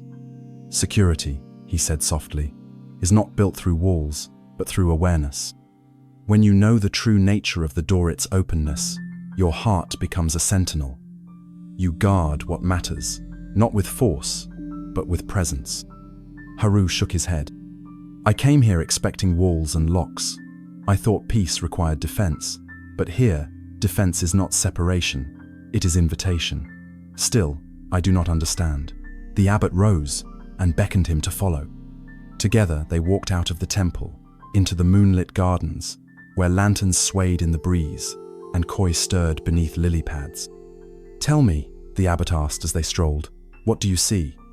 Haru looked at the moon's reflection in a still pond. He saw ripples where fish had broken the surface, saw petals drifting upon the water like tiny lanterns. Nearby, leaves fell in slow circles. "I see movement," he replied, "yet nothing is locked in place. Everything flows." The abbot nodded. "And do you believe the pond is any less whole for its surface to crack with ripples, or the fish any less safe when they stray?" Haru's heart stirred. He realized that fish and water, leaves and air, moonlight and pondal moved freely, yet maintained harmony. The pond did not need to lock the fish in, nor the wind to bolt the flowers. Their integrity arose from the ecological dance of give and take. The abbot guided Haru to a lone stone bench beside the water. "Open the door in your mind," he invited. "Release the idea that safety and attachment are one. Understand that when you cling to something, be it door, treasure, or moment, you imprison your own heart. But when you trust the dance of life, you stand as a guardian of openness." Haru closed his eyes and breathed deeply. He felt the breeze brush his cheeks, heard the distant chant of monks returning from evening prayers, sensed the gentle weight of the moon overhead. In that moment, he understood. The unlocked door was a teacher, not an oversight. It taught that fear-based walls imprison the mind, while trust-based openness cultivates freedom. The next morning, Haru awakened before dawn. He rose, walked through the silent halls, and found the abbot in the courtyard. "Master," he said, bowing low, "I see now that the greatest lock is the one you release the lock on your own fear. By opening the door, you teach every visitor to enter with respect and to depart with gratitude. The temple is kept safe, not by barriers, but but by the integrity of all who pass through it. The abbot's smile was gentle as the spring sun. "You have learned the secret of the door without a lock," he replied. "Remember, wherever you walk beyond these walls, carry that openness in your heart. For the true guardianship of any placer, any relationship lies not in locking others out, but in opening yourself fully to each moment." Years later, Haru left the temple to wander the world. In every town he visited, he shared the teaching of the door without a lock, that security arises from trust, that peace grows from openness, and that true guardianship is an act of generosity rather than force. People welcomed his words like fresh spring rain, for they sensed the quiet power behind them. And so, the legacy of the door without a lock spread far beyond the misty valley. It became a metaphor in villages, a parable in marketplaces, a quiet revolution in the hearts of all who yearned for freedom without fear. Zen teaches us that every barrier we build in the world also walls in our own spirit. When we open the door inside and out, we discover that trust is more secure than any bolt, and love more protective than any wall. In the end, the only true lock we need to release is the one on our own hearts. 17. The Monk and the Thief. In a quiet valley nestled between jade-green mountains, there stood a humble hermitage where an elderly monk named Jinsai lived in solitude. His modest dwelling was woven of bamboo and thatch, its walls adorned only by the gentle echo of wind chimes and the faint scent of burning incense. Each morning the monk rose before dawn's first blushes body, guided by the simplicity of routine, a silent prayer to the rising sun, a slow cup of bitter tea, and a single bowl of rice. Every moment of his day was devoted to kindness. He tended a small vegetable garden, carried fresh water from the mountain spring, and offered healing salves to travelers who stumbled upon his door. He owned nothing of Valueno fine silks.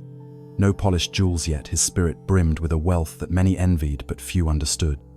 One moonless night, when the valley lay shrouded in mist, and even the crickets had fallen silent, a desperate thief crept through the reeds.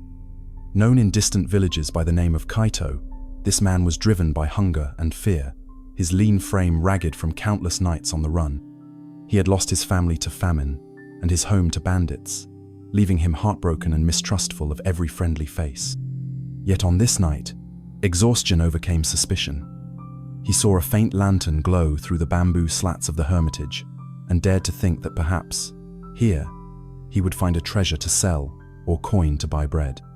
With bated breath and trembling fingers, Kaito slipped inside through a small window left ajar. The interior was as sparse as he had imagined, just a sleeping mat, a wooden chest heaving with nothing more than a single saffron robe, and a low table where sat Jinsai, his head bowed in prayer. The thief's heart pounded so fiercely that he feared Jinsai would awaken at any moment. He crept toward the table, expecting to find coins or sacred relics, but his eyes settled on the monk's simple bowl of cold rice. A pang of shame and compassion stirred within him.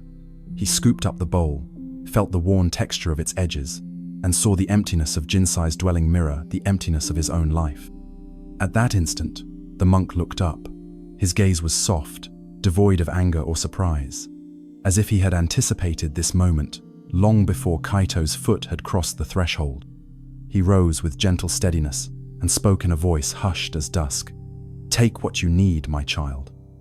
Confused, Kaito froze, clutching the rice bowl to his chest. "Take anything," Jinsai repeated, gesturing to the room. "Water from the kettle, bread from the cupboard, whatever calls to your heart." The thief's mind whirled. Would the monk not cry theft? Would he not raise a cry to chase him away? But there was only invitation and offering of trust so complete that Kaito felt tears blur his vision. He placed the bowl back on the table, set down the tattered robe and the wooden staff leaning in the corner, and fled into the night. Behind him, he heard no shout, no curse, only the soft click of the window sliding closed. He sprinted through the reeds until the lantern light was swallowed by darkness, and only then did he exhale, his ragged sobs echoing off the mountains. His hand trembled where it had touched the bowl, not out of fear, but out of wonder at a generosity he had never known. That gift was not gold or silver, yet it shone more brightly than any treasure he'd ever sought. For many nights, Kaito wandered the valley below, haunted by the monk's calm invitation. He would peek at the hermitage from afar, watching Jinzai tend his garden by starlight or feed stray cats with leftover rice. The thief's heart churned with guilt.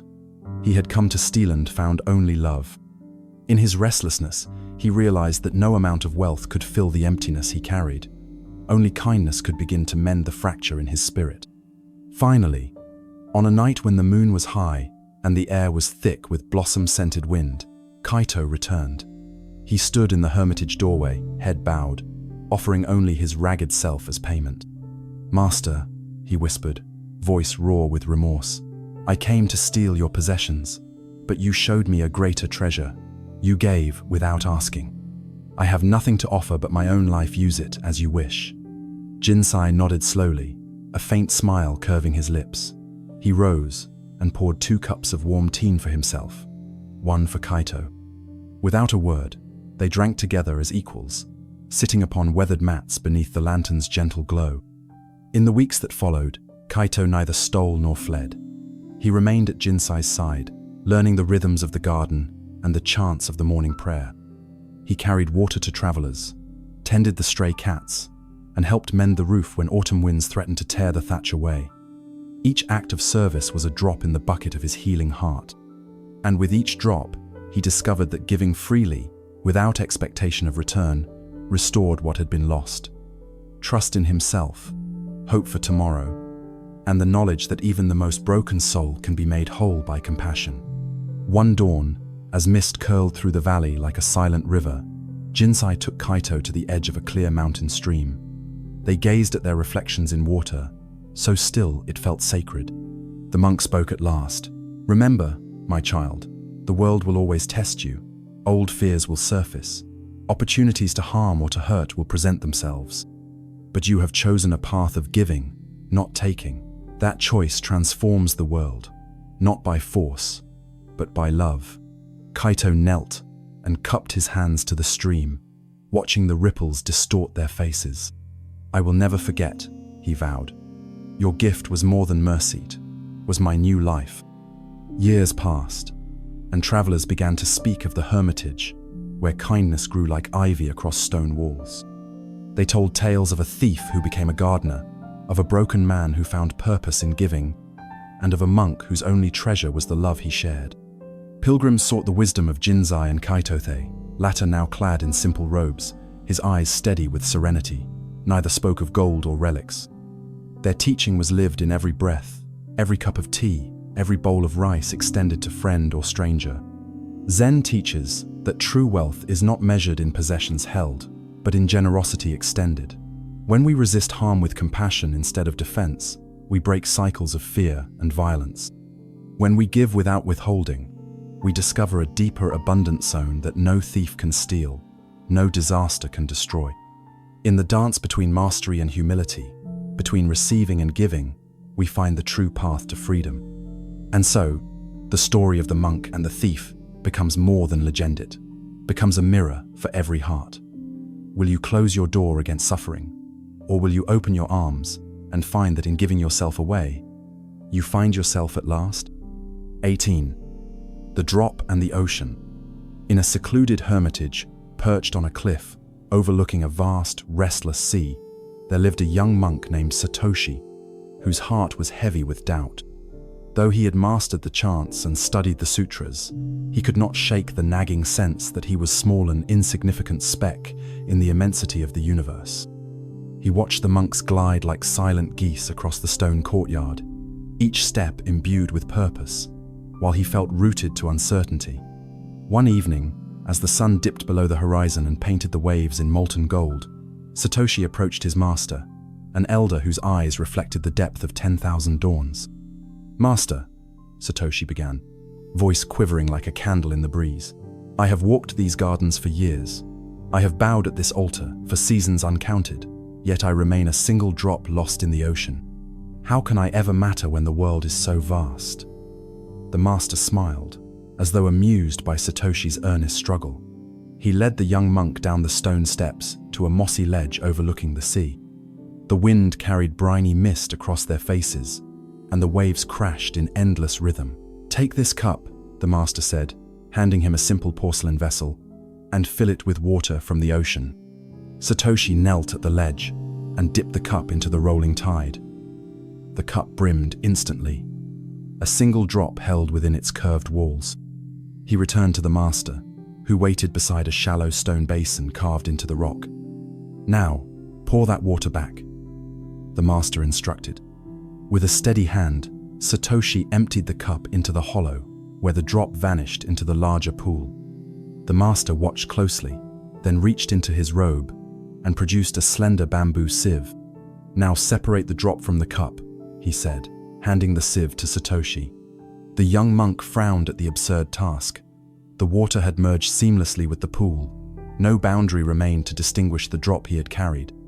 He shook the sieve, peered closely, scooped, and sighed in frustration.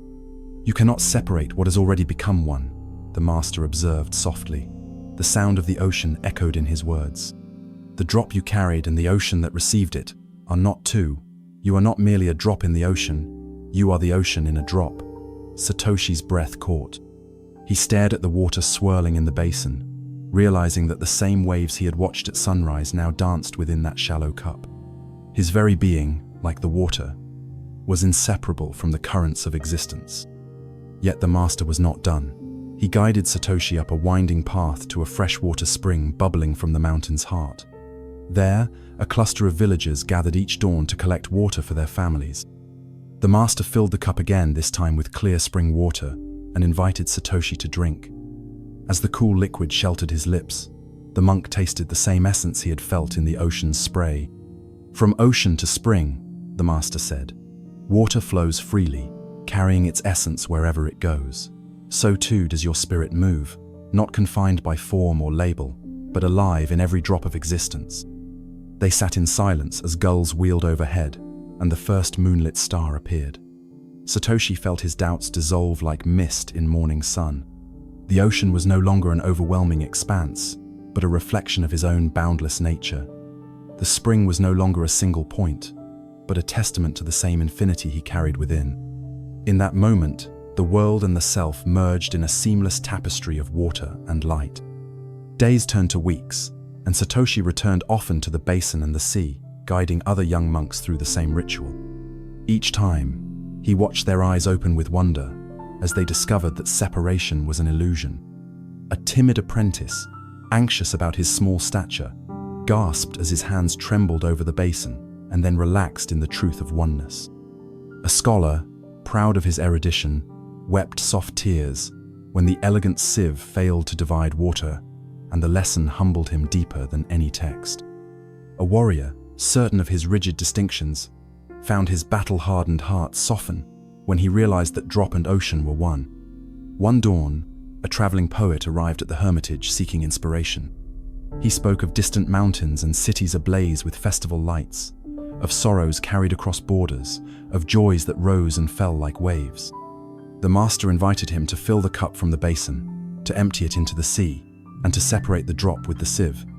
The poet attempted and failed, then composed a verse on the rim of the cup. "In every drop, the boundless sea resides, and in each wave, the drop's own heart abides."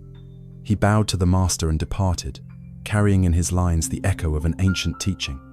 Years later, Satoshi himself became the master of the hermitage. He carved a new basin at the cliff's edge and invited all who camel pilgrims seeking peace, students chasing wisdom, wanderers lost in their own stories to fill the cup and pour the drop back into the ocean. Some laughed at the simplicity, others dismissed it as child's play. Yet each who tried felt the quiet shift of perception, from isolation to interconnectedness, from fear to freedom, from self-doubt to sacred belonging. Beneath the moon and sun, the ocean's voice rose in praise of unity, a song carried on every tide. And at the cliff's rim, the basin received every drop, a testament to the truth that nothing is ever truly lost, and everything is forever reborn in the embrace of the whole. Zen teaches that our separations are illusions spun by the mind. When we cling to the idea of being a single drop, isolated, insignificant, we miss the vastness that is our birthright.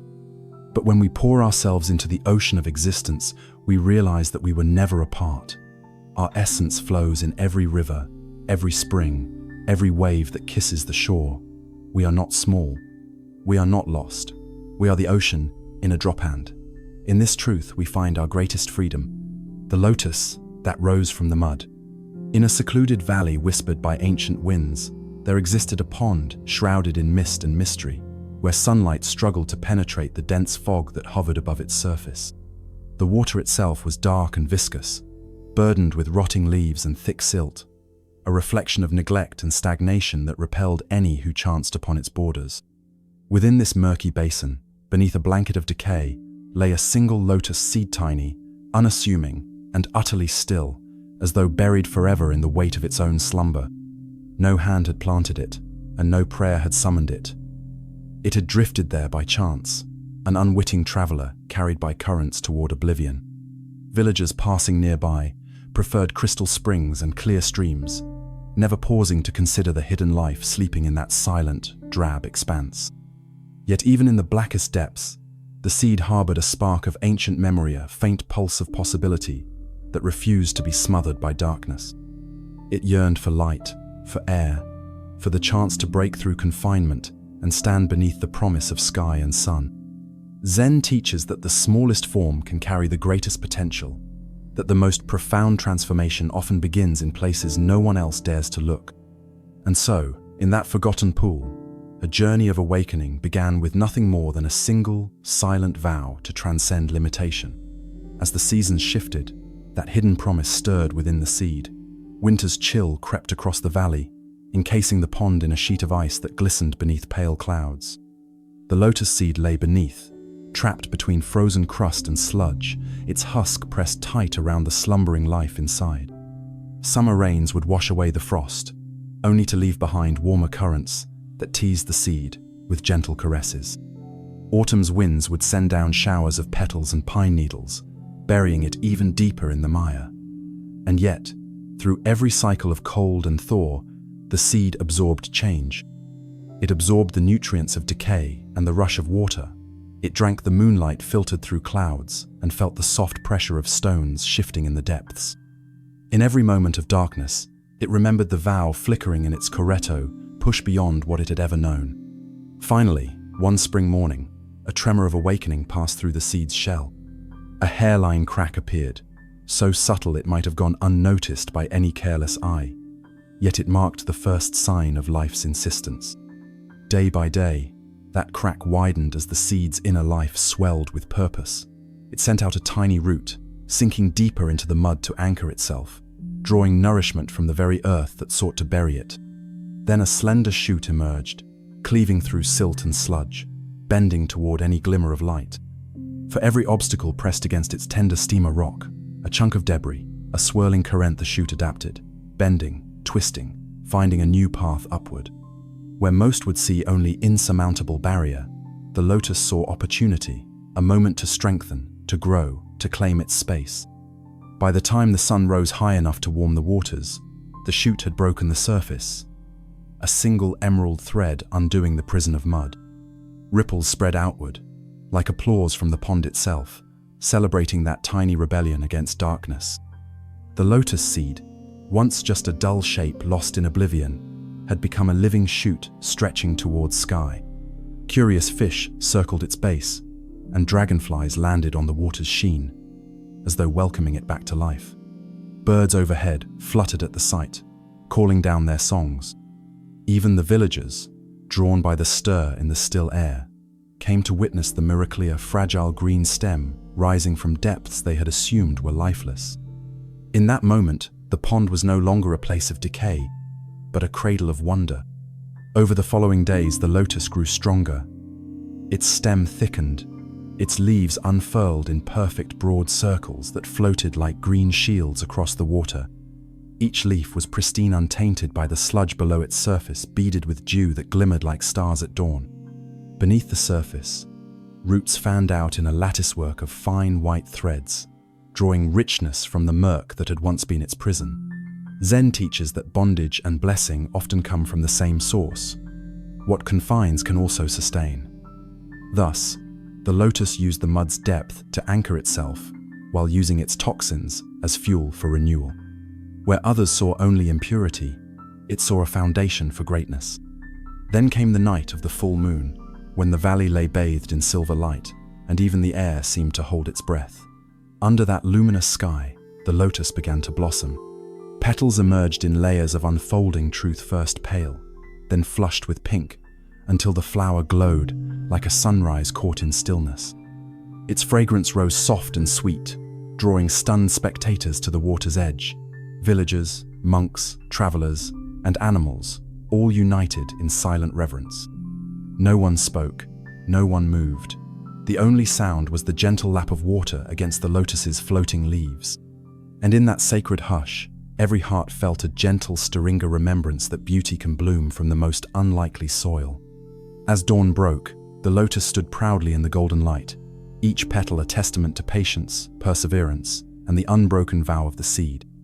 It had transformed darkness into radiance, decay into devotion, mud into a stage for awakening.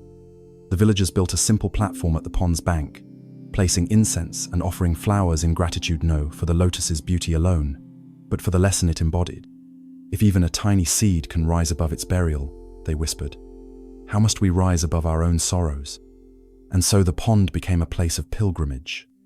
People came not only to see the lotus, but to remember their own hidden seeds of awakening, lying beneath layers of fear and regret. They offered prayers not for deliverance from suffering, but for the courage to push through their own mud, to break open in the darkness, and to rise beneath the light. Monks chanted by the pond at dawn, their voices mingling with the lotus's fragrance. Children played quietly on the shore, tracing circles in the water that echoed the lotus's floating leaves. Travelers carved simple poems on stones. From depths of darkness, petals shine. A single vow transcends all time. In time, the lotus returned each year, a reminder that transformation is not a one-time miracle, but a continual unfolding, a daily choice to face the heaviness within and use it as the soil of awakening. Zen teaches that we are all like that lotus, born of mud, destined to reach for sky, learning through every struggle that our greatest strength arises from the very place we fear. So when you feel engulfed by your own depths, be grief, by doubt, by burdens that seem unshaken, remember the lotus in the misty pond.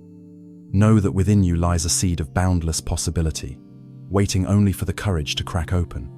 Tend your inner fire, sink your roots into the lessons of your trials, and let your spirit rise pure, radiant, and free. The mountain that moved. High above the misty valleys, where the sky's first light brushed the peaks with rose and gold, stood Mount Kazia, mountain whispered of in distant villages, as unyielding as stone and ancient as time itself. Many had tried to climb its sheer cliffs, believing that conquering the mountain would prove their strength, their faith, or their fate. Among them came a pilgrim named Ren, his heart aflame with determination. When he first saw Kazi's summit lost in swirling clouds, he bowed deeply, pressed his palms together, and vowed that before his journey ended, he would stand atop that sacred height. Ren's first steps were filled with hope. He strode through emerald forests where deer paused to watch him, and he crossed crystal streams that sang against smooth stones. Each morning, he marveled at the way the sun ignited frost in the hollows, how eagles wheeled against the horizon like living brushstrokes. Yet with every upward step, the mountain's indifferent slopes stretched higher, as if daring him to keep faith beyond comfort. When his shoulders ached and his lungs burned, he paused to rest, gazing at the cliffs that seemed to grow steeper with each passing hour. On the third day, a fierce storm descended without warning. Lightning carved the sky, thunder rent the air, and the wind howled so violently that Ren feared the very earth would shatter beneath his feet. He crouched behind a jagged boulder, drenched and shivering, as the wind's fury rattled his bones. When the storm finally broke, he emerged to find the path ahead erased by mud and rockfall. Despair seeped into his spirit. "This mountain is unmovable," he muttered. "No mortal will ever stand upon its peak." As Ren prepared to turn back, a figure appeared through the drifting mist, an old hermit clad in simple robes, carrying only a walking staff topped with a single bell. The hermit's eyes were calm as still water, his voice low and steady. "Why do you retreat when the mountain remains?" he asked. Ren looked up at the craggy summit, its outline wavering in the clouds, and replied, "I came to conquer Kaz, but it refuses to be moved." The hermit nodded once, then struck the bell. Its clear tone rippled through the valley, and, to Ren's astonishment, the echo seemed to shift as the wind carried it, pulling the sound down the slope, then lifting it skyward. "What you hear," said the hermit, "is the mountain's own song." Ren frowned. "A song cannot move rocks," he said. The hermit smiled. "Listen closely. The mountain moves more than your body can perceive." He beckoned Ren to follow him to a rocky ledge overlooking the valley. There, they watched as dawn's first breeze stirred the grasses, bending them like waves upon a sea. Clouds drifted along the ridges, their shadows racing like playful children. Even the stones beneath their feet seemed to tremble in the wind's soft caress. "Do you see?" the hermit asked. "The mountain moves in every whisper of air. It breathes with seasons, shifts with the sun, and dances with every falling leaf." Ren listened. He pressed his ear to the rock and felt a faint rumble beneath his palm, as though the mountain sighed with every heartbeat of the earth. He watched roots inch through cracks, rainwater carving new rivulets, and moss spreading silently across stone. A deep wonder blossomed within him. The mountain was not staticit, was a living presence in constant motion, unfolding in ways his mind had never imagined. That evening, the hermit led Ren to a crystal-clear pool fed by a hidden spring. In its mirror-like surface, Ren saw his own reflection framed by moonlight. "The mountain is like this pool," the hermit said. "From above, it seems still, unchanging. Yet beneath that calm, currents swirl." He scooped water gently in his hands and let it flow back. Ripples radiated outward, distorting the reflection until Ren's face blurred and blended with the sky. Then the hermit pressed Ren's palms to the water again. "What moves here?" he asked softly. "The pool or the hand?"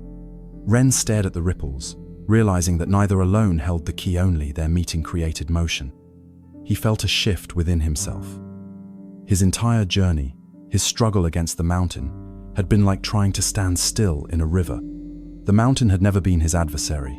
It had been a mirror for his own resistance. In clinging to a fixed summit, he had overlooked the living flow that carried him upward, step by step. When Ren closed his eyes and turned his mind inward, he felt the same currents move through his thoughts and emotions. The fears that had weighed him down began to soften. His ambition clarified into purpose rather than pride. He tasted the quiet freedom of letting go, expecting the mountain to yield to his will, and instead letting the mountain reveal its own way of welcoming him. With dawn's return, Ren and the hermit resumed their climb. The path still rose steeply, but Ren's heart moved differently. He felt carried by each breath, each footfall, as though the mountain itself offered him support. He no longer fought the wind, but walked with it, letting it guide his pace. He followed streams that led to hidden ledges, trusted loose stones to roll beneath his boots, and welcomed every challenge as an invitation to deepen his trust. At last, in the golden glow of sunrise, Ren emerged from the clouds onto a broad plateau. Before him lay a gentle rise crowned by jagged rocks. With steady steps, he ascended to the summit. When he looked out, the world appeared boundless rolling hills, distant lakes like scattered jewels, forests woven in emerald tapestry. Yet as he breathed in the thin air, he realized that the view was not new. He had seen it in his heart long before he reached this place. The mountain had moved him, not him the mountain. The hermit stood beside him, silent as the wind. Ren bowed deeply. "I understand now," he said. "The mountain did not resist my climb. It moved with every breeze, every breath, and every step of my being." The hermit nodded and struck his bell once more. The sound lingered in the air, echoing like a gentle benediction. When Ren descended, he carried no trophy, no token of conquest only. The quiet certainty that nothing in life is fixed except presence itself. He walked through the valley villages, sharing this lesson, that every challenge we face is alive, moving with seasons of change, echoing our own breaths. He taught that true awakening is not standing above the world, but stepping into its flow. Zen reminds us that what we call obstacles are invitations to deepen our awareness. We do not conquer them by force, but by aligning our own motion with the living rhythms of existence. The mountain moves in every sunrise, in every exhalation, and in every moment we choose to flow rather than freeze. When we understand this, we realize we are never climbing alone. We are moving with the mountain itself, carried by a song older than stone and as fresh as the wind upon our face. The wind that shaped the stone.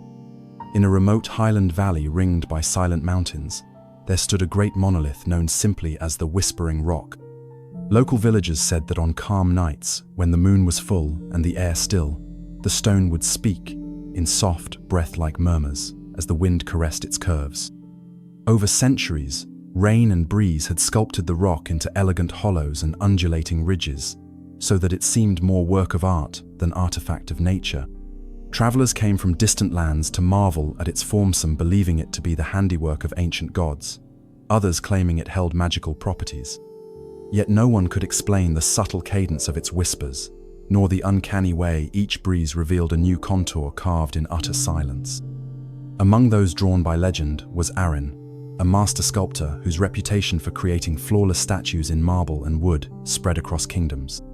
He arrived at dawn, carrying only his carving tools, a leather satchel of chalk, and a heart brimming with ambition. He had heard the rock's reputation, how it sang to those who listened, and he believed that by shaping it further, he could craft the greatest masterpiece of his life. He envisioned a figure rising from the stone, a poised monk, lotus in hand, embodying serenity and strength. With such a work, Arin thought, his name would live forever. For 7 days and nights, Arin studied the Whispering Rock. He circled it at sunrise, traced its fissures with practiced fingers, and chalked precise outlines upon its weathered surface. He measured proportions by candlelight and made silent calculations as the wind whispered through the valley. By the end of the week, he had drawn an intricate design, entire body of art waiting to be revealed. On the 8th morning, with the villagers gathered at a respectful distance, Arin raised his hammer and chisel and struck the first blow against millennia of erosion. His hammer rang like a bell in the still air. Chips of stone flew. Dust billowed in the sun. Under his hands, the Whispering Rock surrendered fragments that fell in piles beside him. All day and into the night, Arin toiled, chiseling arms and legs, opening eyes, carving robes. As he worked, he pausing only briefly to examine his progress beneath the glow of the full moon. The villagers watched in awe as a figure slowly emerged from the living stone, each chisel mark breathing life into granite. Arin's heart swelled with pride. Never before had he shaped something so vast, so weighty, so alive. But as the days passed, Arin began to notice something strange. The Whispering Rock, despite its pocked surface and rough edges, had once held echoes of wind that spoke of peace and presence. Now, where he had worked, the smoothness of his chiseling silenced those whispers. When he removed a chunk of stone, the breeze no longer hummed through that hollow, it simply passed by, indifferent. Concern grew within him. Had he destroyed the spirit of the rock? Had his art, in seeking to refine nature's sculpture, erased the very voice he had come to honor? On the 14th day, exhausted and troubled, Arin stepped back to admire the half-finished figure. Under the morning sun, the stone statue gleamed with perfection, each line measured, each curve harmonious. Yet the air around it was dead. Even a gentle breeze stirred no sound. Villagers had ceased gathering. The valley was silent. Arin realized, with a pang of remorse, that in imposing his design, he had silenced the wind's song forever. He knelt on the dusty ground and ran his fingers over the smooth cheek of the statue, cold and unyielding, and understood that mastery without humility can destroy the gifts we seek to enhance. That evening, the master sculptor lay awake under the vast sky, reflecting on the rock's ancient beauty. He recalled how, before his intervention, every gust had carved the stone in small increments show over centuries. Wind and rain had collaborated to create something organic, unpredictable, alive. He thought of his own life, how he had honed his skills, how he had learned to bend marble and wood to his vision, how he believed his hand could improve upon nature's wisdom. And now he saw that true artistry lies not in overriding what already is, but in honoring and amplifying it. At dawn, Arin rose and fetched his tools. Carrying nothing but courage and clarity, he returned to the half-finished statue. With steady hands, he chipped away at what he had so laboriously carved, undoing arms, smoothing robes back into the raw stone's ancient curves. He chipped until the statue no longer stood distinctly in relief, until the stone returned to its undulating form. Each fragment he removed was laid carefully on the ground, a testament to his humility. The villagers watched, perplexed, as Aaron erased his own masterpiece. By midday, the figure had all but vanished. Only the faintest suggestion of a carved shape remained. Aaron laid down his hammer and chisel, closed his eyes, and listened. A breeze swept through the valley, ruffling his robes and stirring the pale flowers at his feet. And there it was again, the soft breath, like whisper of wind coursing over the stone's natural hollows, speaking in a language older than time. Aaron felt tears of relief and wonder dampen his cheeks. In surrendering his ego-driven design, he had restored the rock's voice. The villagers gathered and bowed to the sculptor. "We thought you came to make us proud," one elder said. "Instead, you have shown us what we lost, the song of the wind itself." Aaron nodded humbly. "I came thinking I could shape the perfect form, but the true masterpiece was already here. I only needed to step aside." From that day on, artists and pilgrims visited the Whispering Rock without chisels or tools. They sat beside it to meditate, to listen to the wind's gentle music, to remember that creation begins not by forcing change, but by honoring what nature has already wrought. Children played among the hollows, tracing fingers in the weathered crevices. Poets carved verses in sand nearby, inspired by the rock's patient artistry. And every traveler left with a new understanding. The greatest craftsmanship lies not in dominating raw material, but in discerning its own voice and learning to hear it. Zen teaches that life's most profound lessons often arrive when we release our need to control. The rock did not require a sculptor's hand to become beautifully time, wind, and water. Similarly, our own paths are shaped by countless subtle forces, endless small actions that we cannot direct but can learn to trust. When we impose our designs too forcefully, we risk silencing the deeper currents that guide us. But when we step back in humility, listen to the whispers beneath our noise, and flow with what is already forming, we discover a wisdom more ancient and more alive than any vision we could impose. So whenever you feel compelled to carve your own destiny with force, remember the wind that shaped the stone. Take a step back, close your eyes, breathe in the silent music of existence, and know that sometimes the greatest artistry lies in letting the world carve you. The river that sang without a voice. In a hidden valley encircled by jade-colored pines, there flowed a river whose surface was so still that it seemed to hold the sky in silent harmony. Unlike the roaring torrents downstream or the placid streams of spring, this river carried no audible song, no splash of rapids, no rush over stones, only an uncanny stillness that drew wanderers to its banks in search of meaning. They sat upon its smooth pebbles at dawn and dusk, pressing their ears close to the water, waiting for a single note to emerge. But always, there was only quiet. Legends grew around the river. Some said it was cursed, that a jealous wind had stolen its voice. Others swore it sang in frequencies beyond human ears. A few believed the river itself had chosen silence, as a testament to the power of listening rather than speaking. Scholars arrived with instruments, measuring currents, mapping the contours of its bed, and analyzing its depth. Poets came to write verses about longing and absence. Yet none could capture what the river held within its calm surface. Among those drawn by the river's mystery was a young monk named Kambei. He had spent years in monasteries studying sutras, chanting mantras, and debating the variegated doctrines of enlightenment. Still, his heart felt restless, always chasing answers that slipped through his fingers like water. One dawn, he left his temple without a word and journeyed toward the valley he had heard whispered about in the corridors of learning. When Kambei arrived, the mist clung to the trees like gossamer veils. The river lay before him, a ribbon of liquid glass reflecting the morning light. He knelt and pressed his ear to the surface, his robes brushing the cold stones. Seconds passed, minutes, then an hour. The only sound was the beating of his own heart and the distant call of a lone crane. He closed his eyes. In that stillness, he felt something stir, not a song, but an invitation. An invitation to release his search for sound and become the silent presence that could finally hear what the river carried. Over the next days, Kambei returned to the river at every hour, before sunrise, at noon when the light was harsh and bright, and again at dusk when the sky bled pink.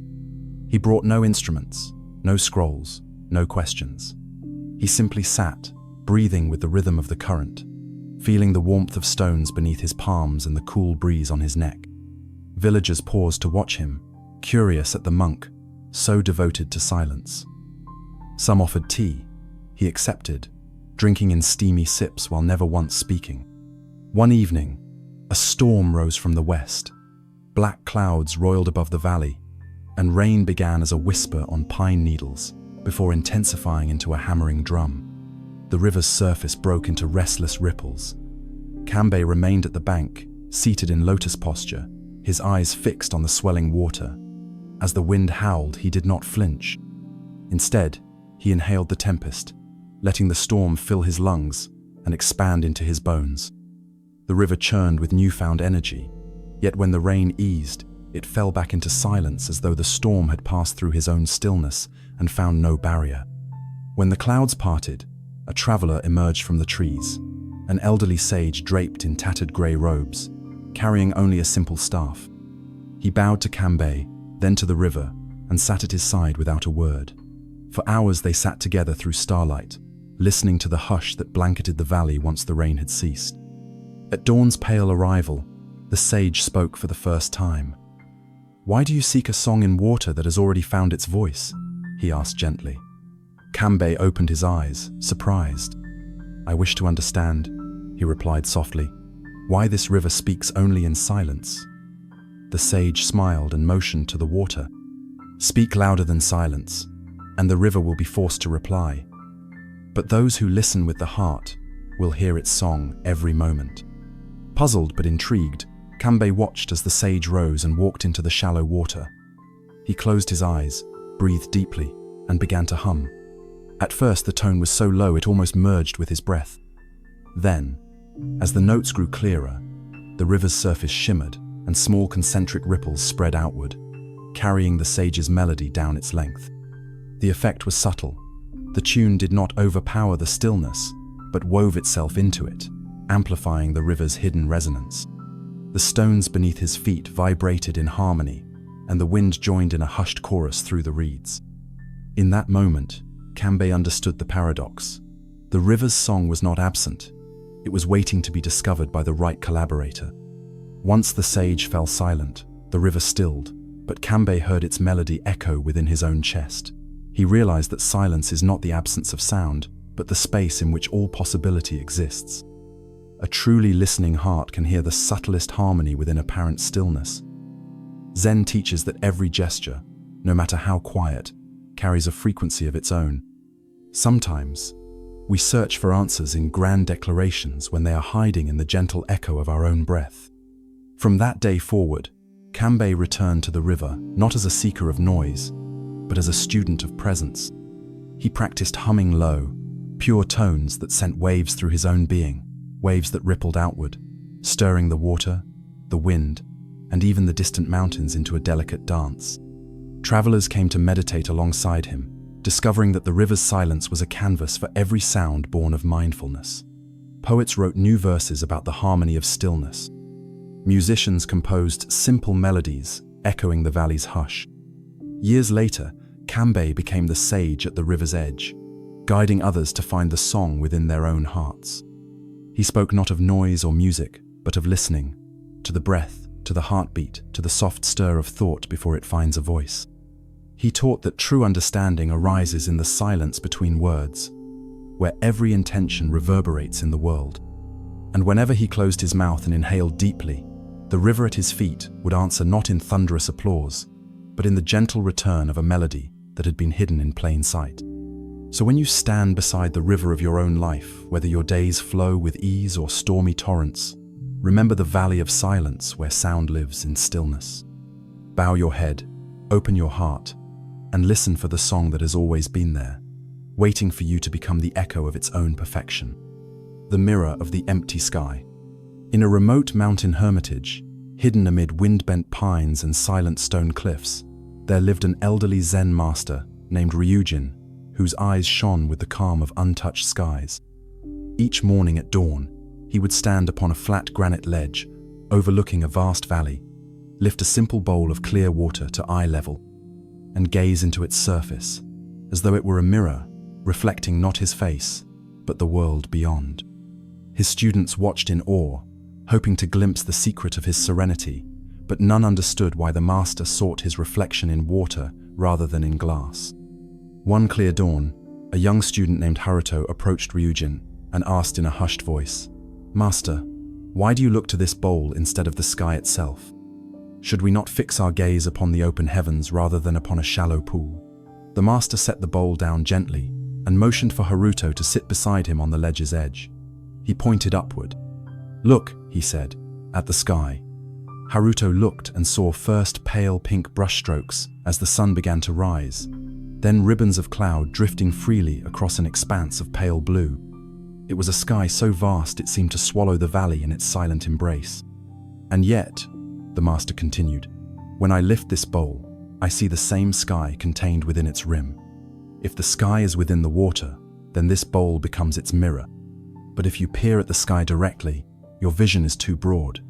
You see distance but not depth. In the bowl's stillness, you see both." Haruto frowned, trying to reconcile his impatience with the master's words.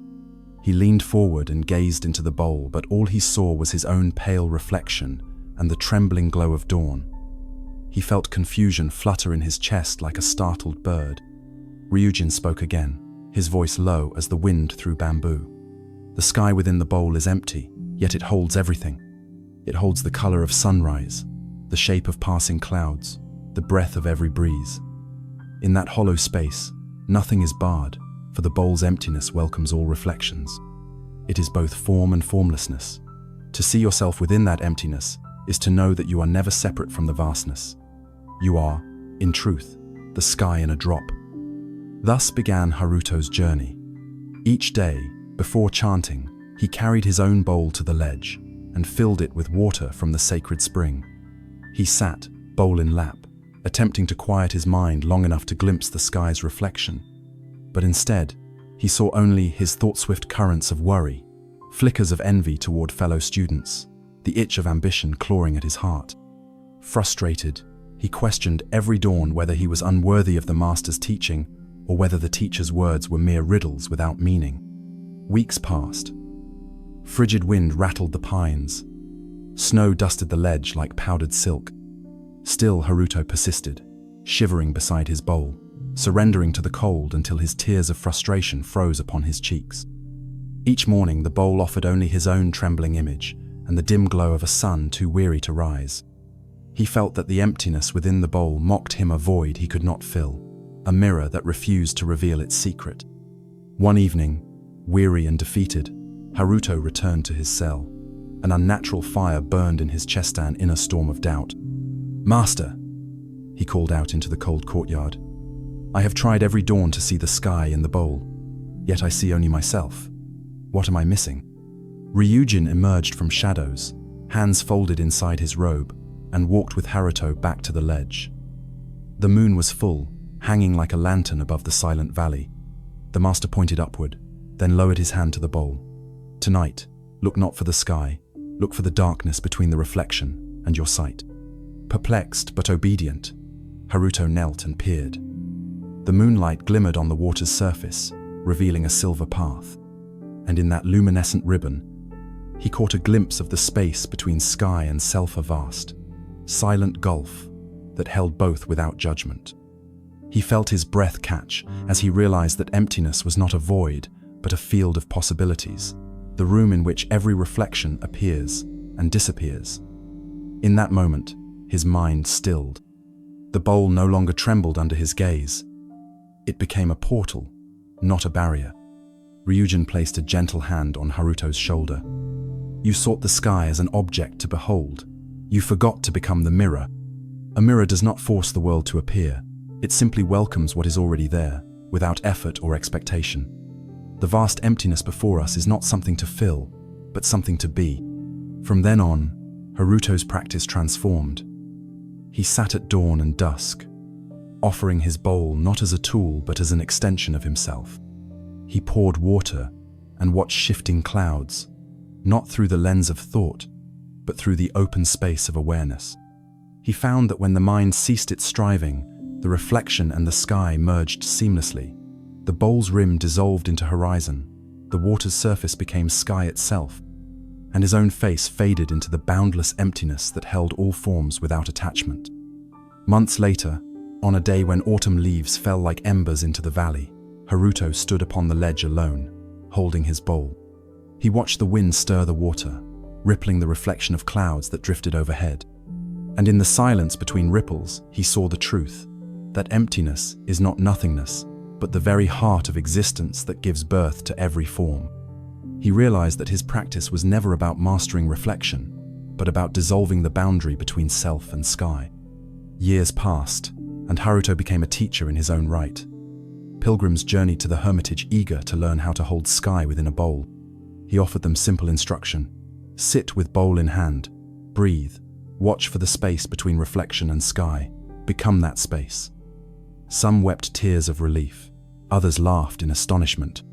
A few despaired until one dawn they finally felt the hush beneath their thoughts. Then their eyes opened, not to the world, but to the emptiness that was the world. On evenings when the moon took its place high above, Haruto would stand upon the ledge with his students, each holding a bowl of water shimmering with lunar light. They would watch as the night sky trembled in every drop, until the boundary between stars and water dissolved. And in that silent communion, they understood that all distinctions between sky and earth, self and other, reflection and reality were illusions woven by thought. Beneath it all lay the mirror of the empty sky, infinite and whole, in which every moment, every being, finds its place. Zen teaches that true awakening does not come by adding knowledge, but by removing the barriers of perception that separate us from what is already here. When you hold your life as a bowl of clear water, when you let go of striving to fill it, and instead embody its openness, you become the mirror in which the entire sky is revealed. In that revelation, you see not just the flashing clouds or the shifting light, but the boundless emptiness that sustains them, and discover that you yourself are nothing other than that vast luminous space. The path beneath the fallen leaves. In a mist-shrouded valley, nestled between two ragged ridges, there lay an ancient forest whose floor was always concealed beneath a carpet of fallen leaves. In early spring, the ground breathed with fresh green shoots. By summer, it lay hidden beneath emerald ferns. In autumn, it vanished under red and gold. And in winter, it slept beneath frost-glazed leaves that crackled like brittle parchment underfoot. Travelers spoke of a secret path winding through this woodland that led to a hidden shrine where seekers found the answers to their deepest questions. Yet no map existed, and when one entered the forest in search of the path, the weight of leaves swallowed every footprint. No trace of the way remained, as though the forest itself had chosen to eat the steps of intruders, leaving them lost in a world of rustling gold. A young monk named Toshiro arrived one dawn, guided by rumors of the mirrored pool behind the shrine and the wisdom said to echo from its waters. He carried nothing but a satchel of rice, a weathered robe, and a heart full of yearning. As he stepped into the forest, a chill hung in the air, and the scent of decaying leaves rose like incense. He listened to the hush of the pines overhead and the distant call of a lone jay. "Show me the way," he whispered, soft as the flutter of wings. Then he began to walk, trusting that the forest would reveal its secret to the earnest traveler. At first, Toshiro followed the gentle slope of a dry stream bed, believing water must lead to the pool.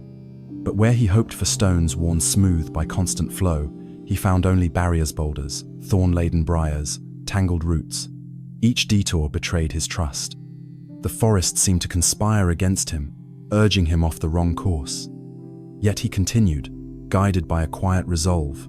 He would not force his way, nor would he give up. He would follow the forest itself. On the third day, when his water pouch ran nearly empty and hunger sharpened his mind, Toshiro climbed a fallen trunk that lay across a chasm. As he paused to rest, he noticed a faint glimmer beneath the leaves and edge of moss-covered stone carved with a weathered petal. Curious, he crouched and brushed the leaves aside, revealing a single flat rock, square-edged, sunk into the earth like a threshold. He touched the petal carving and felt a curious warmth pulse under his fingers. "This is a sign," he thought. Encouraged, he brushed more leaves aside, uncovering another stone, and then another. A pattern emerged, stones, laid end to end in a hidden mosaic path, each step marked by a shallow petal motif, worn nearly smooth by centuries of neglect. Heart pounding, Toshiro followed the stones, feeling each pulse of warmth quicken beneath his palm as he set foot upon them. The forest seemed to hush around him, as though nature itself was holding its breath. Above, rays of sunlight filtered through the canopy, illuminating the petals carved into stone in shifting golden patterns. Toshiro's hunger and thirst faded into the background of his awareness, replaced by a quiet joy born of discovery. Step by step, he walked the path that lay beneath the fallen leaves, each stone a meditation, each beat of his heart a prayer. By late afternoon, the path led him to a clearing ringed by ancient yews. In its center lay the long-forgotten Shrinia, simple wooden structure, with sliding doors weathered to silver. Its roof sagged under moss and lichen, yet the air around it thrummed with a tangible stillness. Toshiro bowed deeply, drew a slow breath, and stepped inside. Dust motes danced in a single shaft of light that pierced the roof's smallest gap, illuminating a low altar on which stood a basin of water the color of moonlight. He approached and peered in. At first, he saw only his own reflection, eyes wide, cheeks hollowed by months of discipline, forehead creased by unspoken longing. Then, as he stared, ripples emanated from the basin's center, scattering the image into fractal patterns that merged with the shadows of the shrine's wooden beams. In that fracturing, Toshiro glimpsed something deeper, not just his own face, but the countless faces of those who had come before him, seekers, pilgrims, wanderers, each breathing in the same stillness, each finding a reflection beyond the self. He cupped his hands and lifted the water to his lips. As the liquid washed his tongue, he tasted not only purity, but history, the sweat of those who carved the petal path, the tears of those who prayed here, the silent laments of those who wandered too long. He knelt and placed his forehead upon the basin's lip, feeling the cold touch of stone beneath his skin. His breath slowed. In the quiet of the shrine, he perceived an echo, not a voice, but a presence that radiated from every fiber of the forest. Rising, he stepped back onto the petal stones, now glowing faintly under his weight. The leaves had rustled softly in greeting, as though welcoming the returning traveler. Toshiro followed the path back the way he came, each stone revealing itself more clearly, beckoning him onward. When he reached the stream bed, it guided him along a narrow ravine until the valley opened onto a grassy knoll. Before him lay the mirrored pool said to cradle the secrets of the forest. Its surface was glass smooth, reflecting cloud and sky with perfect clarity. At the water's edge, Toshiro knelt and gazed into the depths. He saw the sky's reflection, the hint of the yews behind him, and at the very center, his own face, serene, open, transformed. He realized that the path had not been beneath the fallen leaves alone, but within the forest of his mind. The leaves of distraction, of doubt, of fear had concealed the way. Only by trusting in the guidance of subtle sign-speckled stones, whispered hushes, found threshold shad, he discovered the path to his own stillness. The pool offered no words, and yet Toshiro felt an answer settle in his heart. That the journey to truth lies not in pushing through obstacles by force, but in walking mindfully over every hidden stone, every buried threshold, every breath of presence. The forest had protected its secret, not by closing itself, but by weaving a path that only those willing to see beneath the surface could follow. He sat by the pool until the moon rose full and silvered the valley. Crickets sang in gentle chorus, and the world pulsed with life unseen. Toshiro closed his eyes and let the path beneath the fallen leaves guide him deeper into stillness. At dawn, he rose and bowed to the pool, then retraced his steps, the petal stones glimmering under his feet as he moved without hesitation. When he reached the hermitage gates, the monks gathered to greet him, expecting tales of trials and triumphs.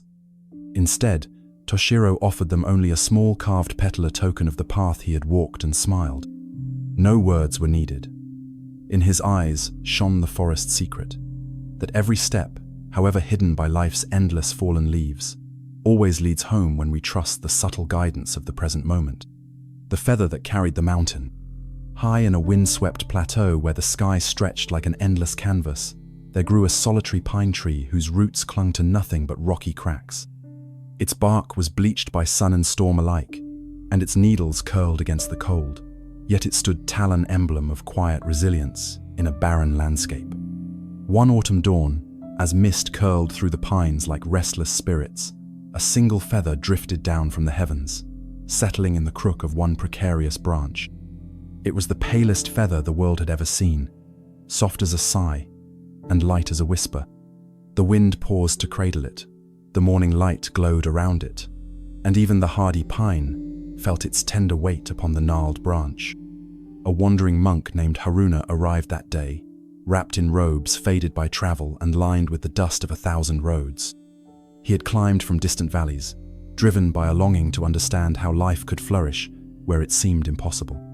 When Haruna first glimpsed the lone pine bristling against the horizon, he believed its secret must lie in stubborn endurance, in will forged by hardship.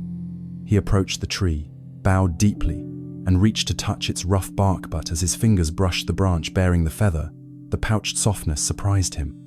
He cupped the feather gently in his palm, feeling its ghostly lightness stir something in his chest. He spent the morning seated at the tree's base, tea steaming between his palms, studying the feather's delicate filaments. He wondered how something so fragile could survive the gales that swept that ridge. He watched as gusts threatened to tear it from its resting place. Yet each time the feather swayed and clung, it seemed to grow more luminous, light dancing upon light. By noon, Haruna realized that the pine's secret was not raw strength alone, but how it embraced softness, show it bent with the wind rather than defying it. And the feather, though small, bore a wisdom far greater than any blade of stone or fortress of wood. When the wind rose in the afternoon, Haruna prepared to shelter the feather from certain flight. He rose, gathered the branch in his arms, and held it close to his heart. Yet as he did, a strange warmth spread through him. He sensed the pine's life moving through the branch. The pulse of sap and memory of storms passed, and the feather trembled as though greeting him. Instead of guarding it, he found himself whispering words of gratitude to the tree for providing a perch where the feather could rest, for showing him that vulnerability and resilience are two notes in the same melody.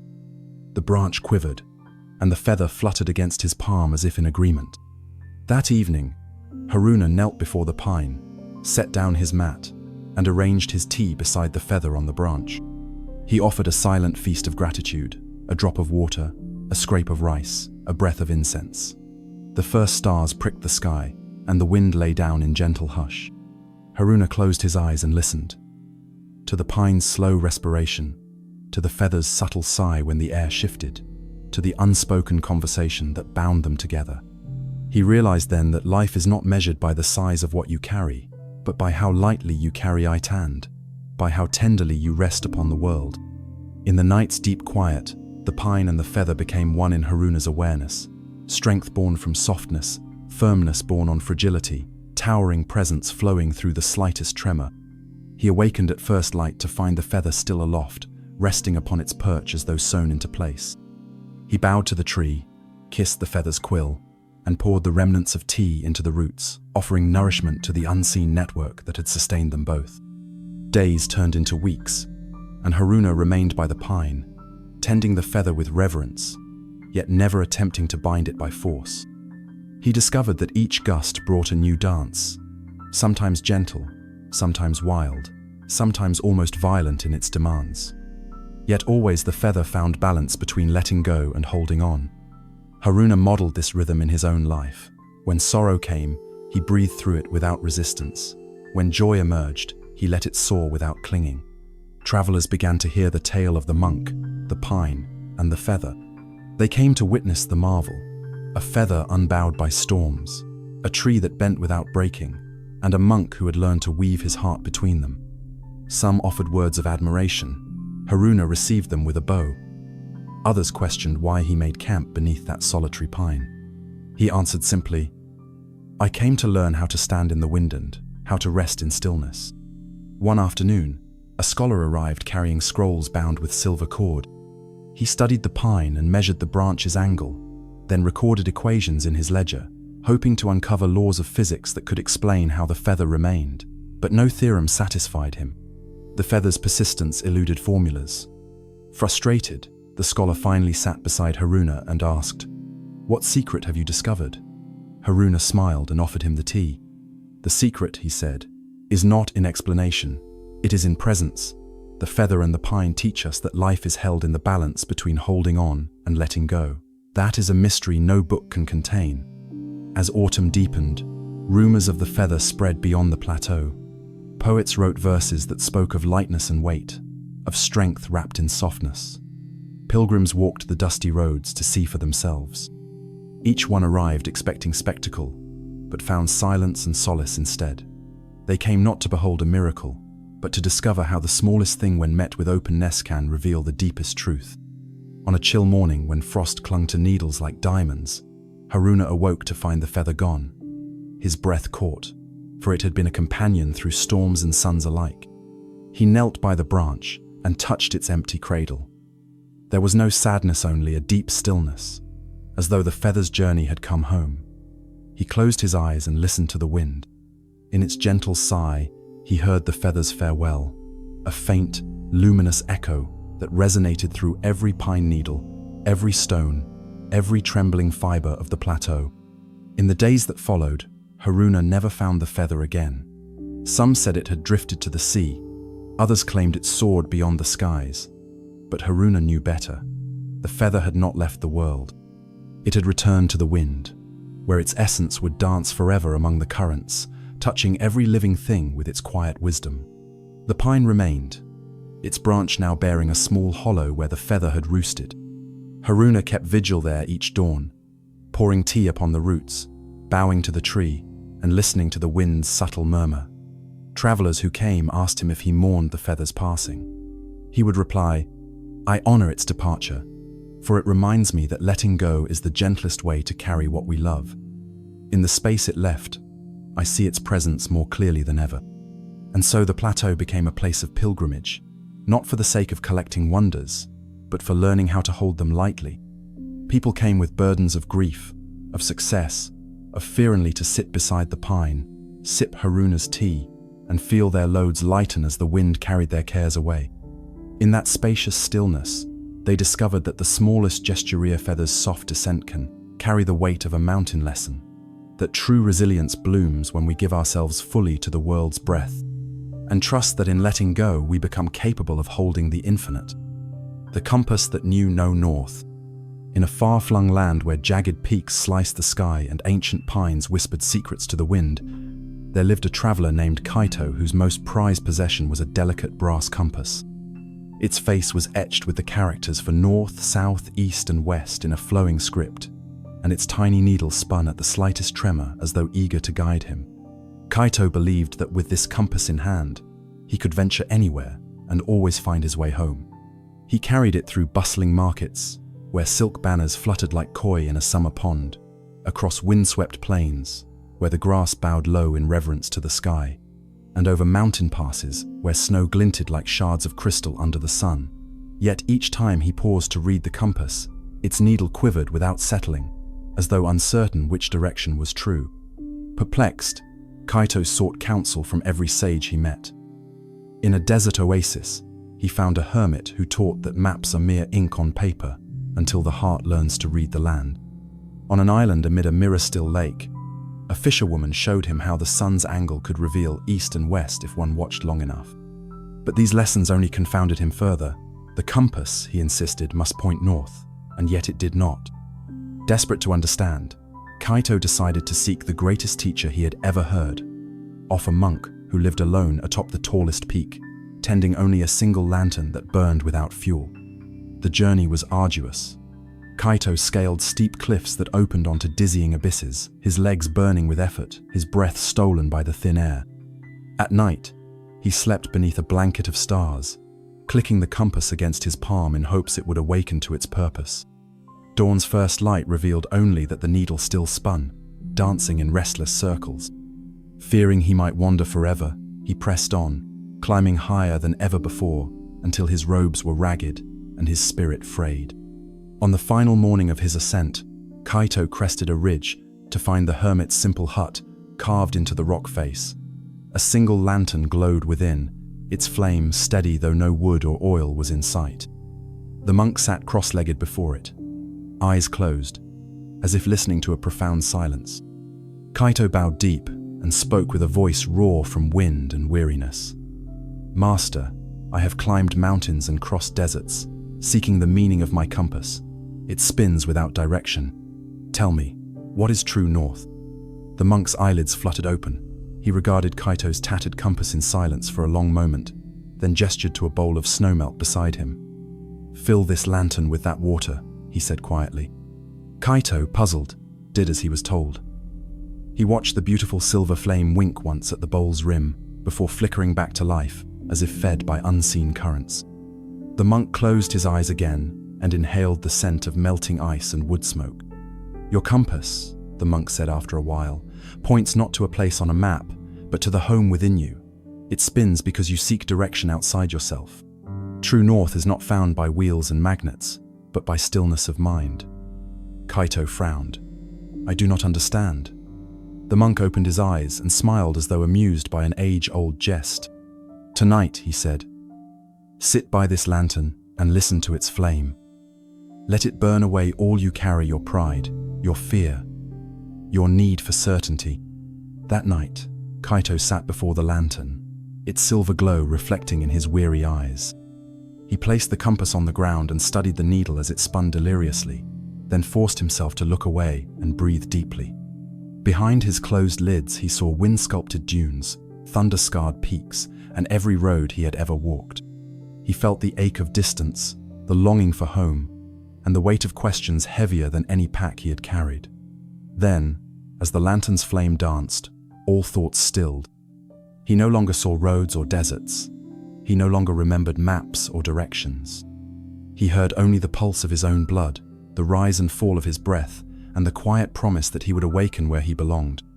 When dawn's light edged back the night, Kaito opened his eyes. The lantern continued to burn, its flame unchanged yet infinitely new. He rose, gathered his staff, and picked up the compass. The needle still spun. He bowed to the monk, who regarded him with serene approval. "Go now," the monk said, "and follow the lantern's path." Kaito stepped outside and held the compass at arm's length.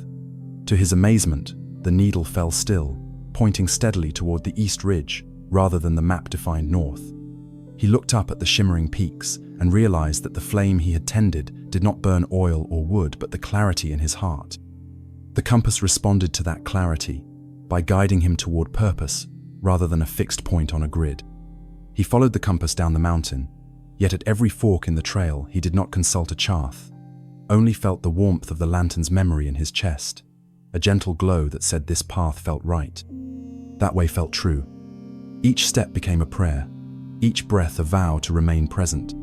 His pack grew lighter as he shed fear of getting lost, and his journey took on the quality of pilgrimage. Every river crossing, every slope descended, every forest tunnel entered felt less like obstacles and more like chapters in a sacred text. When Kaito finally returned to the valleys where he had begun, the compass rested quietly in his palm, its needle pointing toward the hermitage where he had found the lantern. It no longer quivered. He understood that true north was not a spot on the horizon, but the point within his own being, where courage, compassion, and curiosity meet. From that moment, he traveled not to conquer lands, but to explore the terrain of his own heart, guided always by the still flame of presence that the lantern had kindled. In towns and hamlets, Kaito shared his story. He showed villagers how to quiet their minds before seeking answers in scriptures or signs. He taught merchants to pause between transactions and listen for the pulse of honesty. He guided scholars to close their books and feel the questions resonate within their own bones. And each time he spoke, he held up the compass not as an instrument of fate, but as a symbol of the inner direction each person must discover. Zen teaches that every soul carries its own true north, waiting to be found in the quiet space beyond thought. No tool, no map, no outer guide can replace the lantern within the unwavering presence that burns without fuel, lights the darkest nights, and reveals the path home, wherever we may wander. When you feel yourself adrift, turn not to the world's compass, but to the still center of your own being. There, in that boundless silence, you will discover that home has never been a place, but the presence that moves with you in every breath. The stone that learned to float. In a secluded highland lake hidden within a ring of scarred cliffs, there lay a smooth, obsidian stone as large as a man's heart, half submerged where the water met the basalt shore. Local villagers believed the lake was bottomless, its depths uncharted, its surface a mirror for the skies. Boats set forth at dawn carried fishermen who cast nets into that inky water, but none ever retrieved more than fish they never dared dive. For legends spoke of currents that pulled any swimmer down to a realm of silence. Yet each morning at first light, the obsidian stone would still rest where it always had, half in water, half in air, waiting for the changing sky to paint its polished face with sunrise or storm clouds.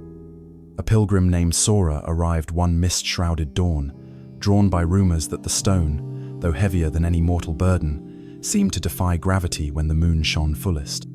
He had spent years wandering monastic temples, learning chants that echoed through empty halls, and meditating in incense-scented courtyards. Yet his own spirit felt anchored by doubts he could not shake.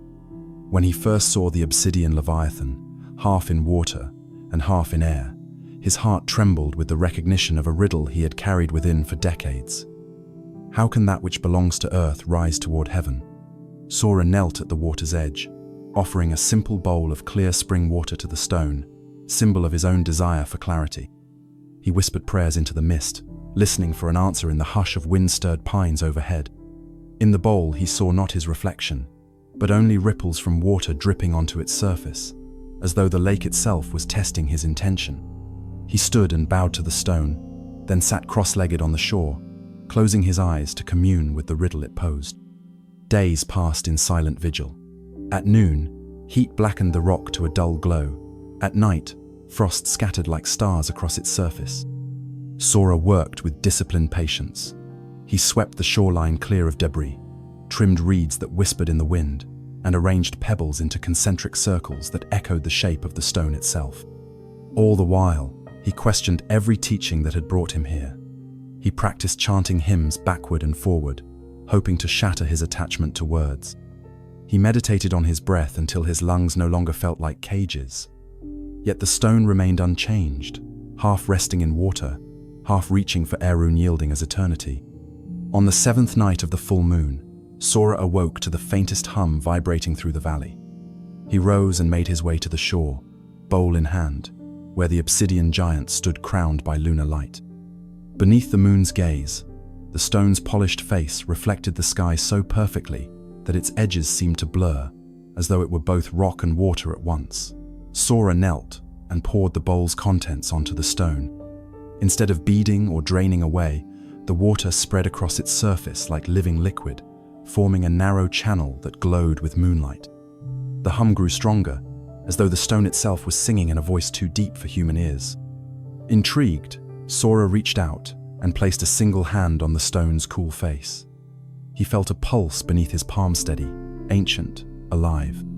He closed his eyes and allowed his mind to settle into that pulse, breathing in time with its rhythm. In the distance, the lake's currents whispered against hidden ledges, and the wind sighed through the cliffs as though carrying a secret. For a moment, Sora lost all sense of self. He did not know where he ended and the obsidian began. A profound stillness enveloped him, deeper than any meditation he had ever known. Then, as the moon reached its apex, the stone shifted. Not violently, but imperceptibly, a tiny quiver at the waterline, like the flutter of a giant wing.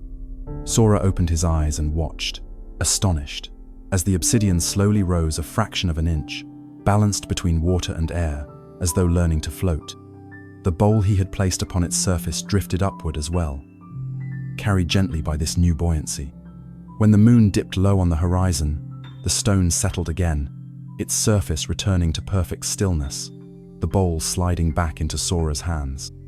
Breathless, Sora bowed deeply before the stone, then knelt on the damp earth. He offered the bowl to the lake, letting its water mingle with the moonlight already caught in the narrow channel he had poured. In that silent gesture, he understood the truth of the riddle.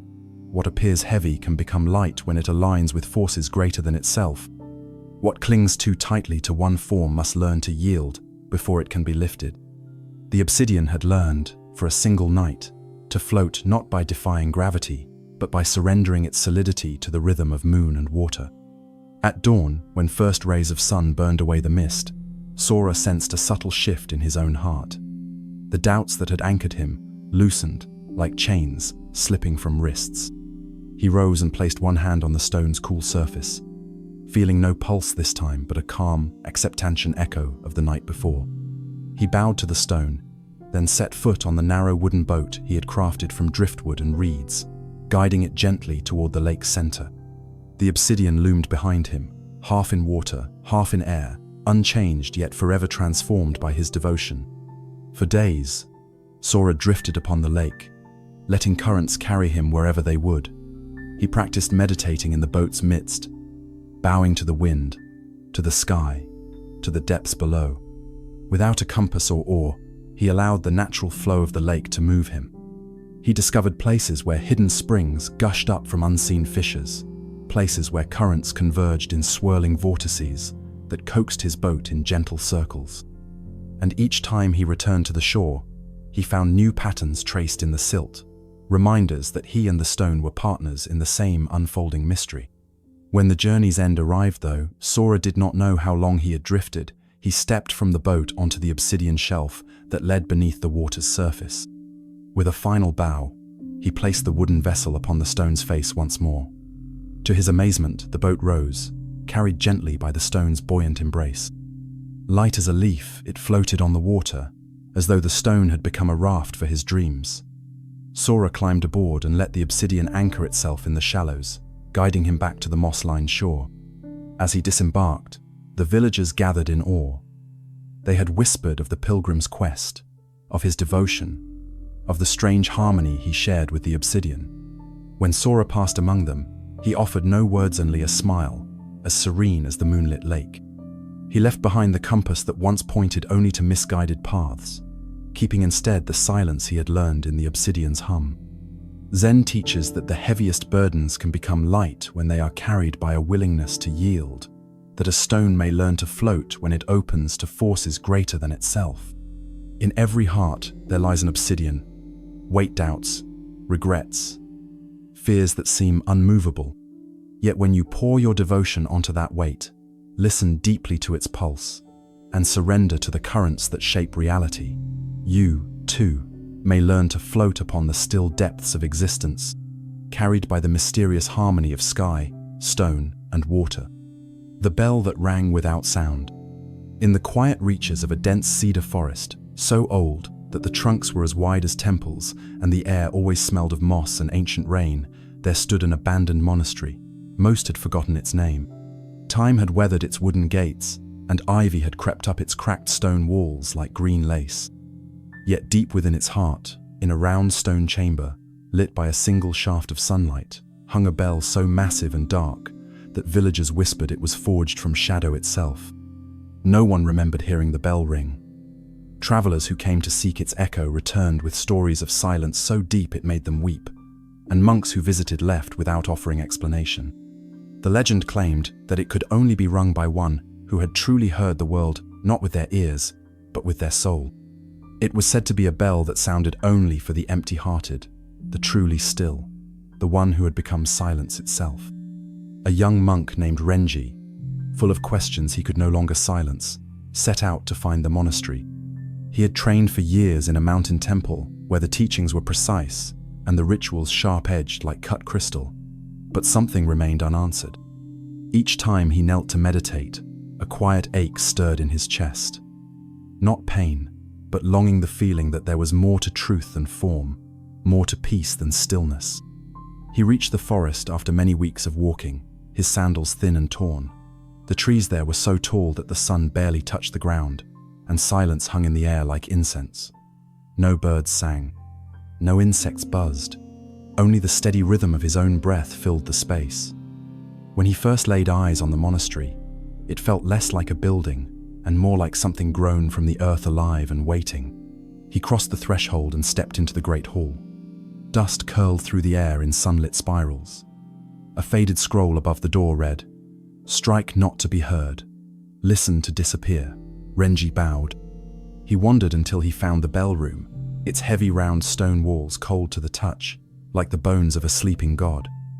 The bell stood in the center tall, dark, smooth.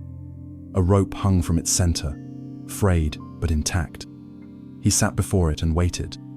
For 3 days and nights, Renji remained in the room, unmoving. He ate nothing. He drank only the dew that gathered on the leaves outside. He thought, perhaps if I still my breath, the bell will sound. Perhaps if I quiet my mind, it will ring. But no matter how deep his meditation, no sound came. The room remained silent, as if even time refused to disturb it. On the 4th night, a storm rolled over the forest. Thunder boomed above. Rain fell like drumbeats against the roof. The wind screamed through the broken halls. Renji stood and grabbed the rope. He pulled with all his strength. Nothing. The bell did not move.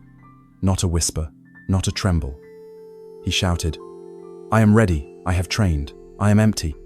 But the bell remained still, and the forest swallowed his cries. He collapsed at its base, sobbing into the cold stone floor. And in the hollow of his exhaustion, something broke not with pain, but with release.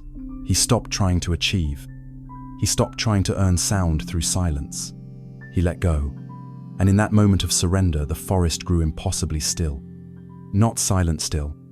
He felt it in his chest. A vibration, not heard but felt. A hum that resonated from the floor into his bones.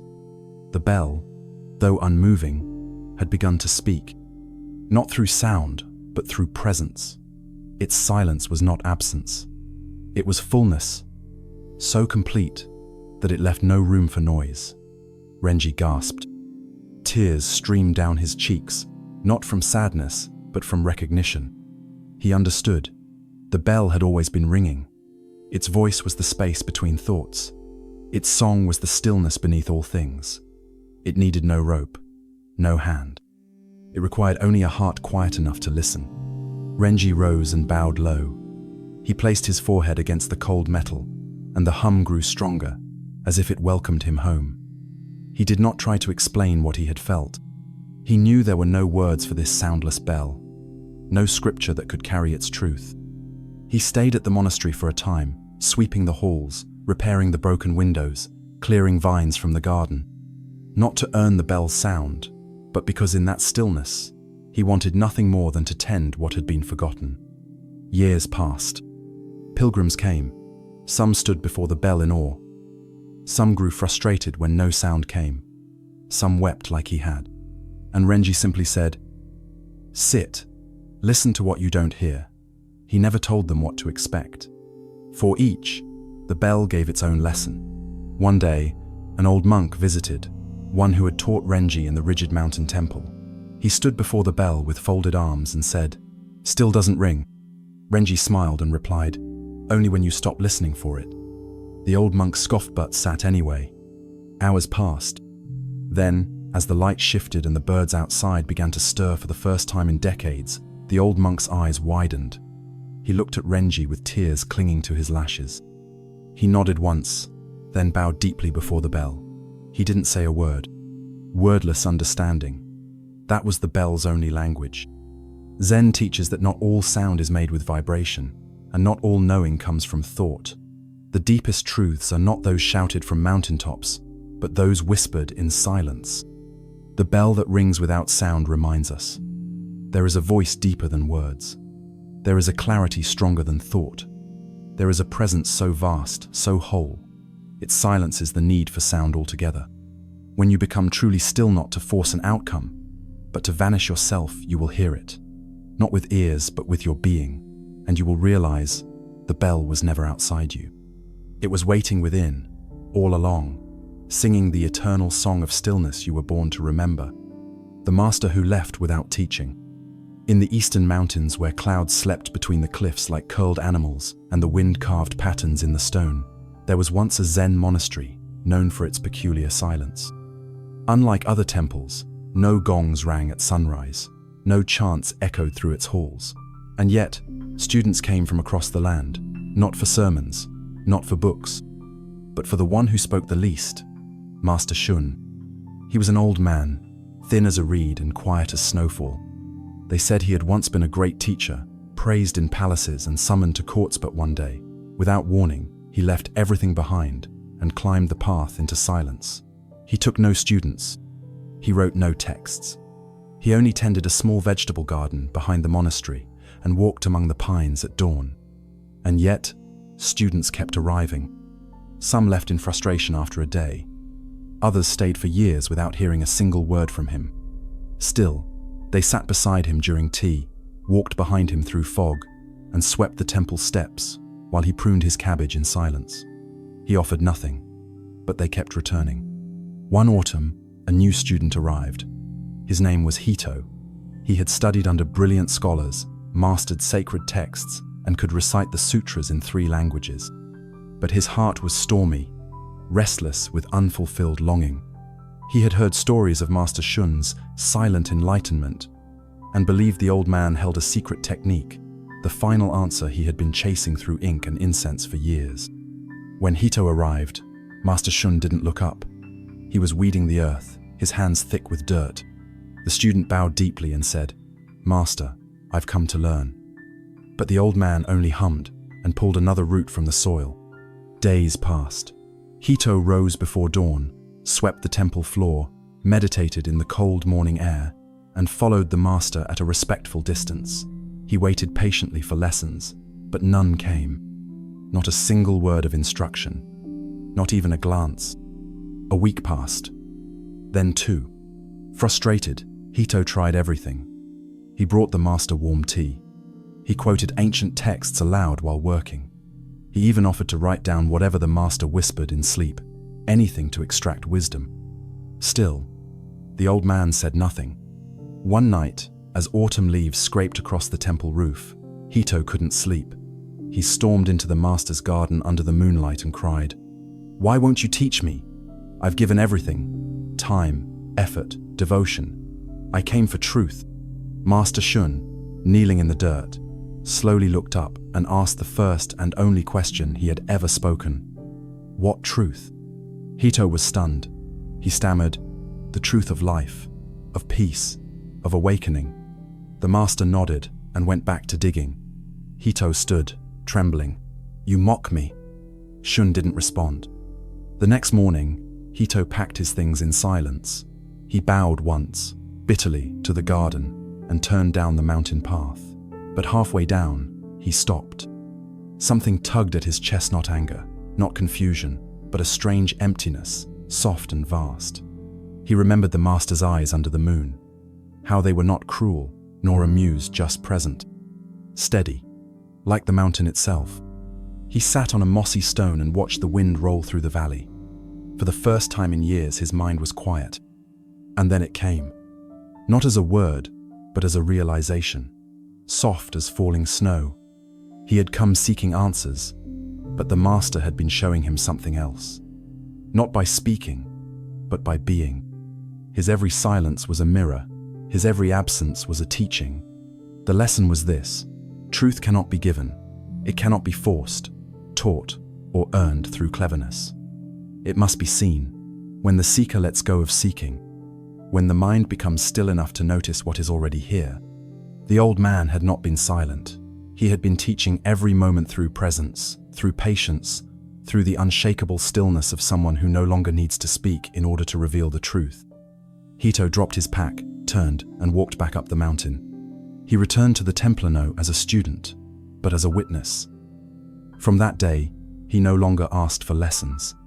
He rose early, swept the floor, tended the fire, and gardened quietly beside the master. He watched the way Shun poured tea, how he moved through each moment with such care, such presence, that every breath became a sermon. Years passed. Hito stayed. He stopped quoting texts. He stopped trying to understand. And one morning, as the first snow dusted the cedar branches, he rose and found the master's futon empty. Shun had left in the night. No note, no farewell, no ceremony. Just gone. The monks searched the forest paths, the valley trails, but there was no sign of him. Only the gentle traces of his garden. his sandals by the door, and his teacup still warm from the last sip. The students gathered in the courtyard, stunned. "What do we do now?"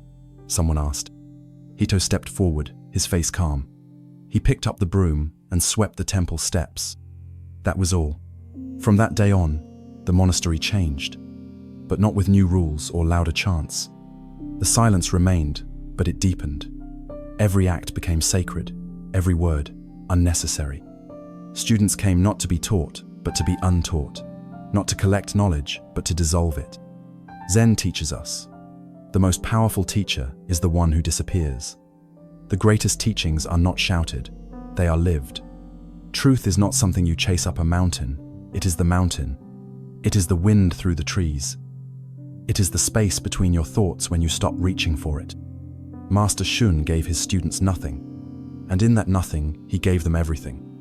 When you are ready to let go of needing answers, you may find that the deepest truth was sitting beside you in silence, all along pulling weeds, boiling tea, tending to the moment without trying to be wise. And like the Master, you may one day leave without saying a word, and still leave behind a world forever changed. The window that refused to show the world. High atop a steep cliffside, overlooking a valley carved by centuries of rain and wind, stood a hermitage carved into stone. Unlike monasteries filled with chants and teachings, this hermitage had only one room and one object of not a single square window cut into the rock, perfectly shaped and smooth-edged, facing the world beyond. Pilgrims from every direction had climbed to see through this window, for legend claimed it offered a vision not just of the world, but of one's true self. But there was a catch. The window showed nothing. No matter the time of day, season, or weather, it remained completely blank. Not dark, not clouded, simply blank. It was as if the glass had swallowed light, or that it peered not into the outside, but into some other space where vision had no meaning. Some thought it broken. Others accused it of being a trick. Yet a few stayed. Not to force it, but to sit before it quietly. Some waited days, some weeks. Most saw nothing. Then came May, a young woman burdened not with ambition, but with unbearable grief. She had once been a scholar and calligrapher in a bustling city, where words spilled like waterfalls from her ink brush. But after the river took her family in a flood, she found no purpose in language. Her voice withered, her brush dried, and her days became a ritual of quiet sorrow. When a traveling monk whispered of the stone window that showed the soul, she packed nothing but water and left without farewell. The climb to the hermitage was harsh, steep, unkind, and whispering with wind that knew too many secrets. May's sandals broke, her feet blistered, her bones ached. But her grief was heavier than any stone, and she carried it still. When she arrived, the room was empty. Just a straw mat, a bowl of water, and the infamous window blank, silent and motionless. She sat before it. At first, frustration. This is the miracle, she thought. This is the sacred vision. Just a blank pane that refused even the courtesy of a reflection. She waited. A day passed. Then two. On the third day, hunger gnawed at her, her mouth dry. Yet the window remained unchanged. But she noticed something. In its stillness, it asked nothing. It didn't scold. It didn't hide. It simply was. And that calmness began to mirror itself in her. By the fifth day, May no longer stared at it. She breathed with it. She let her mind soften into the silence of its blankness. She whispered memories to it not to hear an echo, but to empty the vaults of her own chest. The time her father taught her to write her name, the way her mother sang to her before sleep, the laughter of her siblings skipping stones. The window listened, and as the sixth night fell, a strange thing happened not to the window, but to May. Her tears no longer came with pain. They fell without weight, like dew from leaves. And the more she wept, the more she emptied not out of sorrow, but of resistance. She no longer needed the window to show her anything. And at that precise moment, it did. Not through vision, but sensation. She didn't see her face. She felt it. Not as skin or bone, but as wind, as memory, as breath. She felt herself become the sky, the valley, the river below. Her grief, once a stone in her chest, scattered like petals into the stream of all things. The window remained blank, yet within it, she saw everything. She saw the moment her parents met, the pain her mother carried in silence, the exhaustion behind her father's smile. She saw the kindness of the neighbor who brought rice during hard winters, the spider building its web in her childhood home. She saw the flood not as punishment, but as a continuation part of a cycle older than language, older than sorrow. And finally, she saw herself not as separate from it all, but as a single note in a vast symphony. She wept again, but this time, the tears were warm. When the sun rose, May stood up, bowed to the window, and left. She never spoke of what she saw. When people asked, "What did it show you?" she smiled and replied, "It didn't show me anything. It let me see." Years later, May built a small hut beside a river, far from cities and noise. She planted herbs, repaired shoes, and when travelers passed by, she would offer them tea. If they seemed burdened, she'd tell them of a stone room with a silent window that reflects nothing, and in doing so reveals everything. Zen teaches that truth is not shown to you like a painting. It is felt like the weight of silence. The window that reveals your soul will never give you a picture. It gives you space wide enough for grief, for joy, for surrender. The window was never broken. You were just too full to see. When you empty, when you sit in stillness, when you stop asking to be shown, then the most silent surface becomes the most profound mirror. And in that mirror, you do not see your face. You see the whole sky, the fire that refused to burn. In a cold northern village wrapped in long winters and heavy silence, there existed a tale passed down through generations, a tale of a fire that could not burn. It was said to rest deep within the heart of a remote cave in the hills, glowing with a gentle golden light that gave warmth but never consumed. The old villagers called it yokai no hai, the fire of presence. It neither flickered nor roared, but instead pulsed softly, like the breath of the earth itself. Many had gone searching for it. Warriors who hoped to bring back a divine flame for their weapons, healers who believed it could cure any sickness, even monks who wanted to light their temples with a flame that never died. But all who returned came back with the same story. The fire would not light their torches. It would not boil their tea. It would not burn paper or wood. It simply glowed and watched. Over time, fewer ventured toward it. Some dismissed it as myth. Others said it was cursed.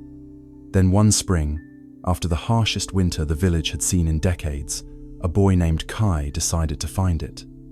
He was only 16, quiet and curious, the son of a charcoal maker.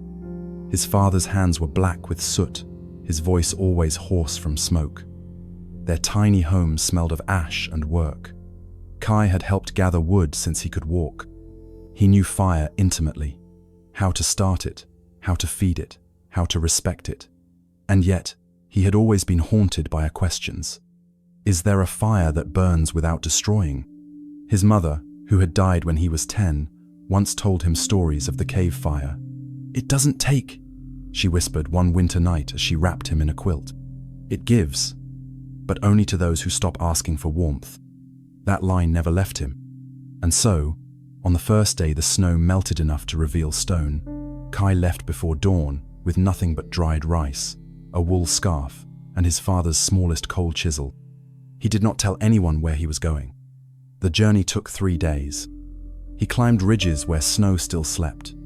He crossed streams that stung his skin.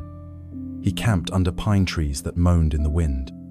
And finally, he reached the mouth of the cavea, narrow crack in the mountain face, barely wide enough for a child. He dropped to his knees and crawled inside. The air grew warmer as he went deeper, not with the heat of flame, but with something more ancient. The silence wasn't empty, it was full, thick, listening. And then he saw it. In the center of a hollow chamber, surrounded by smooth stone walls, sat the fire. It was unlike anything he had imagined. No logs, no smoke, no crackle. Just a golden flame, about the size of a closed fist, hovering inches above the floor. It pulsed, not like a flame swayed by wind, but like a heartbeat. Kai knelt, breathless. He expected it to be hot, but it wasn't. He felt no burning on his skin, only warmth in his chest, as if something inside him was being thawed for the first time. He reached out his hand. The flame did not shrink nor leap. It gently passed through his fingers, neither scalding nor cold. It was like touching sunlight in a dream. He took out a match and held it to the flame. Nothing. He placed a stick in the center. Nothing. He held his scarf over it. Still, nothing. It would not burn. Frustrated, Kai spoke aloud. "What are you then? A light that cannot light? A fire that forgets its purpose?" But even as he spoke, he knew the truth. This fire had never forgotten its purpose. He had. He sat beside it for hours. He remembered watching his mother pray by candlelight, her tears catching the flame's glow. He remembered how his father always built fires not just for heat, but for gathering neighbors coming over with stories, songs, and silence. He remembered a winter when his sister was sick, and he warmed her rice with embers, watching her smile as she ate. And he realized every fire he had ever known had a cost. It needed wood, it needed breath, it consumed. This one did not. This fire did not need, it simply was. It asked for no fuel, it gave no destruction, it burned without burning. Kai returned to the village days later, changed. He said nothing at first, but people noticed something different in his eyes. He carried a glow that wasn't his. He worked with his father as always, but with greater care. He swept the hearth slower, built the charcoal stacks with more attention. When people came to buy coal, he gave them extra for free if they were old or poor. One night, the village elder visited and asked Kai, "Did you find it?" Kai nodded. "And did it burn?" Kai shook his head. "No, but it warmed everything that mattered." The elder smiled. "Then you understand." Years passed. Kai became the village's quiet guide. He built a fire pit in the town square, but not for cooking or burning, just for sitting. And every evening people gathered around it. Some brought stories. Some brought silence. Some brought wounds that words could not touch. Kai never said much, but he always sat close, eyes soft, hands open.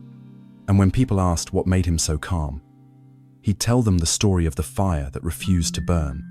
"But what good is a fire like that?" some asked. Kai would smile gently. "You've mistaken flame for fire. Zen teaches, not everything that burns gives light, and not everything that gives light must burn. The truest flame is presence. It does not consume. It does not destroy. It simply exists, steady, patient, alive. The fire in the cave could not be used. That was its teaching. It reminded us that true warmth comes not from what you take, but from what you become.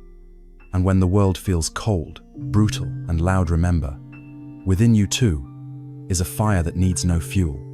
It burns without asking, glows without proof. You cannot force it. You cannot hold it. You can only sit beside it and let it change you. The tea that poured itself.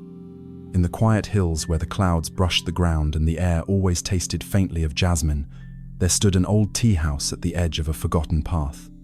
The path led nowhere in particular. It curved around silent hills and crossed over still brooks, and most who traveled it did so without knowing why. Some believed the tea house was once a temple. Others said it was just an old man's home. But everyone who stumbled upon it agreed on one thing. If you sat inside long enough, something inside you would be poured out, and something greater poured in. The tea house had no name carved above its door, just a single wooden sign that read, "Sit and let it pour." Inside, there were no attendants, no visible master, just a low wooden table, cushions faded with time, and a tea set placed in the center, always warm, always full, always untouched. Travelers would enter with tired feet, confused hearts, or heavy minds. They would sit, and the tea would pour itself, not with magic, not with spectacle, but slowly, steadily, one cup at a time, into each person's bowl. And when they drank, the world softened. Not because the tea had special flavor, though some said it tasted like sunlight or memory, but because something shifted in them. A quiet, unraveling, a letting go. One day, a scholar named Riku found his way there. He was respected in his province, known for his sharp logic and his mastery of texts. He had written essays on the Dharma and corrected the translations of monks. His name carried weight, but his sleep had grown restless, his thoughts noisy. The more he understood, the less he felt peace. The more he taught, the more hollow his voice became.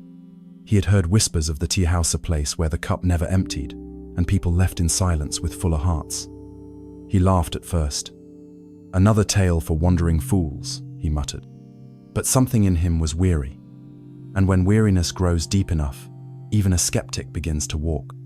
So he found the path, and it was nothing special, just dirt and grass, wind and stone. But each step felt softer than the one before, and when the tea house appeared around a bend, it felt as though it had been waiting for him all along. He entered. No one greeted him. He sat. The tea set remained still. Riku cleared his throat. "I suppose this is where the miracle happens," he said aloud. Nothing. He waited. An hour passed. The sun shifted. Birds called. Still, the tea did not pour. He frowned. "Perhaps I am not foolish enough for this trick," he muttered, standing to leave. But as he turned, he saw something strange. One of the cups not his was full. He blinked, rubbed his eyes. Still full. He returned to his seat. Another hour passed. Then, without a sound, the kettle tilted. A single stream of tea fell into his cup. Not hurried, not delayed, just right. He stared. It smelled of rice fields and paper, of childhood and endings. He sipped. It tasted like water, and yet it didn't. It tasted like forgiveness, like silence between arguments, like standing in the rain with nothing left to say. He drank and wept, not from sadness, but release. He didn't know what he was letting go of, but he felt lighter. The next day, he returned, and the tea poured again. This time, it tasted like ink and lantern light. He came again the next week, then the next. Each time, the tea tasted different. Not sweet, not bitter, just true. One evening, a traveler arrived while Riku was sitting. The man looked bruised by life, shoulders slumped, eyes distant. He sat across from Riku and stared at the empty cups. "Is this where the miracle happens?" he asked. Riku smiled softly. "No," he replied. "This is where you happen." The man looked confused. "You don't need to ask for the tea," Riku said. "Just be quiet enough to let it pour." The traveler furrowed his brow. "But there's no one here." Riku nodded. "Exactly." He paused, then added, "You came expecting something to be given, but here, something is taken, and in that space, something better returns." The kettle poured. The man's cup filled, and he drank. Years passed. Riku stopped teaching, stopped writing. He became the silent keeper of the tea house, though no one ever saw him serve a cup. Travelers continued to come. Some stayed for minutes, others, days. But they always left different. Some wrote poems, others stopped chasing dreams that weren't theirs. Some returned home and forgave people they had hated for years. Some simply walked a little slower, breathed a little deeper. No one ever stole from the tea house. No one ever disrespected the silence. Because everyone who came knew something sacred poured there. Zen teaches, you cannot force what is meant to flow. You cannot demand what must be received. And sometimes, the greatest teacher is not the one who speaks, but the one who sets the table and lets you discover your own hunger. The tea that pours itself is not a miracle. It is a mirror. When your thoughts settle, when your heart opens, when your ego softens, only then can you be filled. And when you are truly filled, you won't spill with noise. You'll pour silence into the world, cup by cup, moment by moment.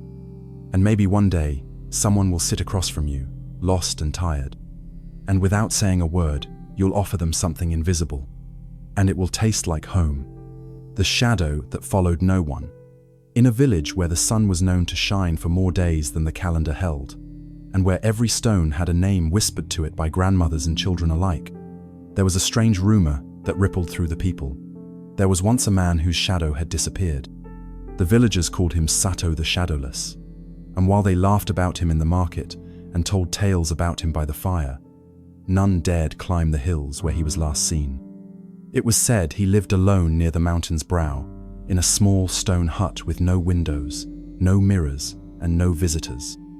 What they didn't know was that Sato had once been just like Themno, more than them. He was once a warrior and a revered teacher, wise in the scriptures and sharp in the sword. Wherever he walked, people followed. Wherever he spoke, others listened. He was respected, feared, imitated. But admiration, as he had learned, is a double-edged sword. Years ago, after a great war had ended, Sato returned to his home not to celebration, but to silence. He had won every battle but lost every piece of himself. His hands trembled not from age, but from memory. His fame had grown larger than his own spirit, and everywhere he went, he could hear his name louder than his thoughts. One night, he sat alone under a tree, watching the moon cast his shadow across the grass.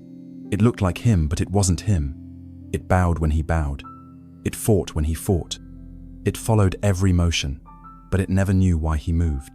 He whispered, "Is this all I've become? A puppet of expectations?" The wind answered in stillness. So he made a choice. He disappeared, left behind his weapons, burned his scrolls, walked away from the name everyone loved.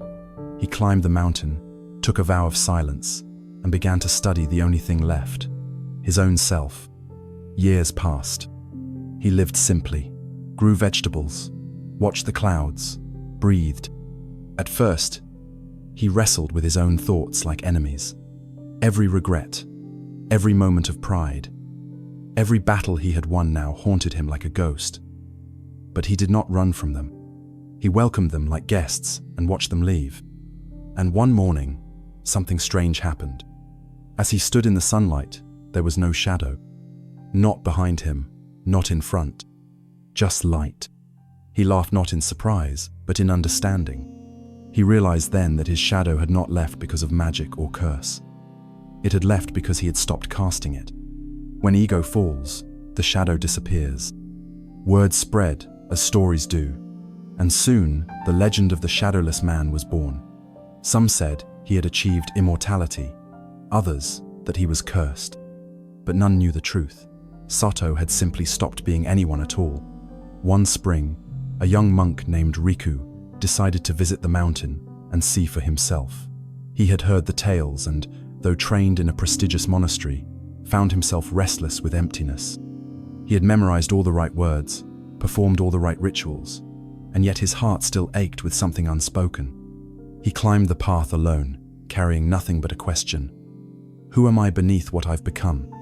When he reached the hut, he saw the old man in the garden, bent over a patch of earth planting seeds. "Master Sato?" he asked. The man didn't answer. "I've come to learn." Still, silence. "I want to understand the truth." The old man looked up. His eyes were calm, unreadable. Finally, he spoke. "Which truth?" Riku blinked. "The truth of self, of shadow, of why we suffer." Sato pointed to the soil. "This seed does not suffer." Riku frowned. "Because it doesn't think." Sato nodded. "And yet it grows." Riku sat in silence beside him. The days passed. They did not speak often. They tended the garden, boiled water, watched the stars. But slowly, something within Riku began to melt. He stopped searching, stopped asking. He simply lived. One morning, as they walked along the ridge at dawn, Riku noticed something. Sato had no shadow. The sun was clear, the angle perfect, but there was nothing behind him. He gasped. "How is this possible?" he asked. Sato smiled gently. "It is not that I have no shadow. It is that I do not project one." "But how? When you stop trying to be someone, there is no shape left to cast." Zen teaches, the shadow is born not from the sun, but from the self we refuse to let go of. As long as we chase identity, we will cast a shadow. As long as we perform for the world, we will carry its expectations behind us. But when you surrender who you think you are, when you become simple like the earth, present like breath, then your shadow fades. Not because you disappear, but because you finally become real. Sato never returned to the world, but the world came to him, not to worship, but to remember. And to this day, monks teach that if you climb the mountain with no desire to be seen, if you let go of every title, every role, every need to be remembered, then you may find a man with no shadow. And if you sit beside him long enough, you may lose yours too. 34. The lake that reflected nothing. In the hidden folds of the eastern hills, where the wind whispered in languages older than memory, there existed a lake so still that birds would pause mid-flight, just to witness its surface. But this lake, known by the villagers as Shinjitsu no Mizu, the waters of truth, had one peculiar trait. It reflected nothing. Not the sky, not the trees, not the face of anyone who leaned over its edge. It appeared as a bottomless sheet of soft grey, like velvet water.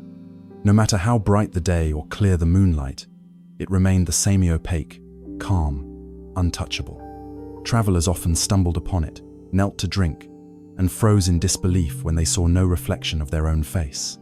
Some said the gods had cursed it. Others believed it was a portal to the afterlife.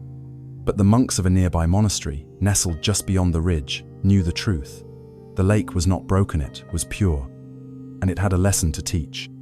Only the ready would hear it. One day, a young woman named Ayami came to the monastery gates. Her robes were dusty, her sandals torn, and her eyes held the tiredness of someone who had run too far from something she could not name. She had studied medicine in the capital, spoken in courts, and held respect among scholars. But she had grown weary not of the world's chaos, but of her own endless reflection in it.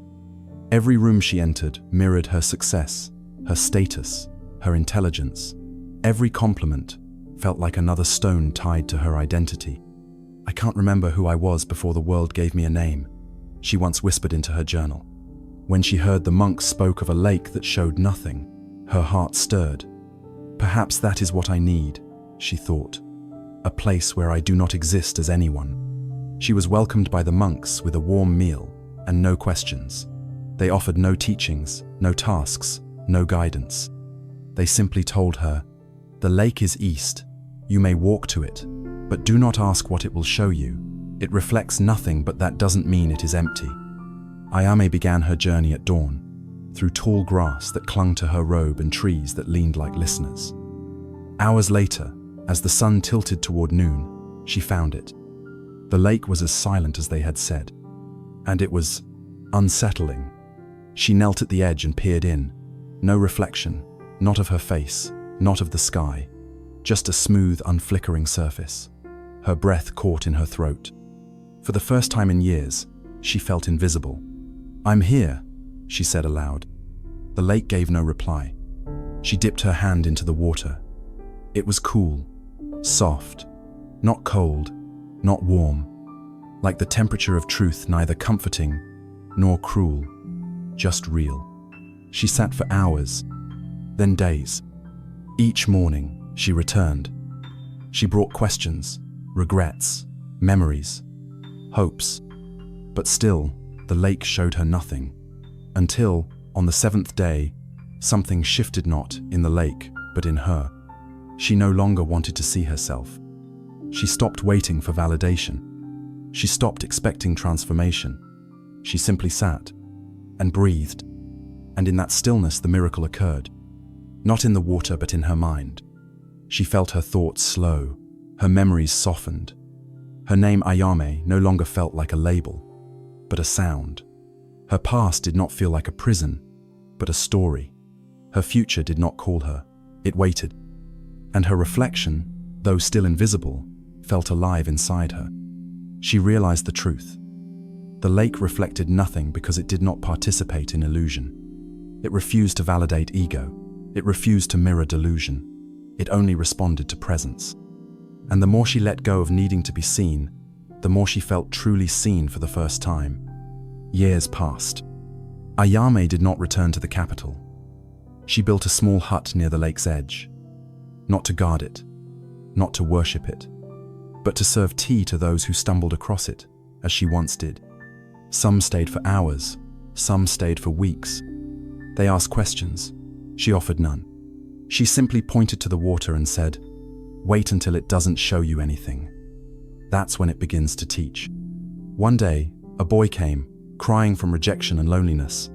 "I look in the mirror and I hate what I see," he confessed. She brought him to the lake. "Look here," she said, "and tell me what you see." He looked. "Nothing." "Good," she whispered. "That means you're ready." "Ready for what?" "To meet the part of you that doesn't need to be liked, that doesn't exist in photos, that doesn't vanish when people leave." Zen teaches, when you stop needing reflection, you begin to embody presence. When you release your obsession with identity, you step into your essence. The mirror may show your face, but only the void reveals your being.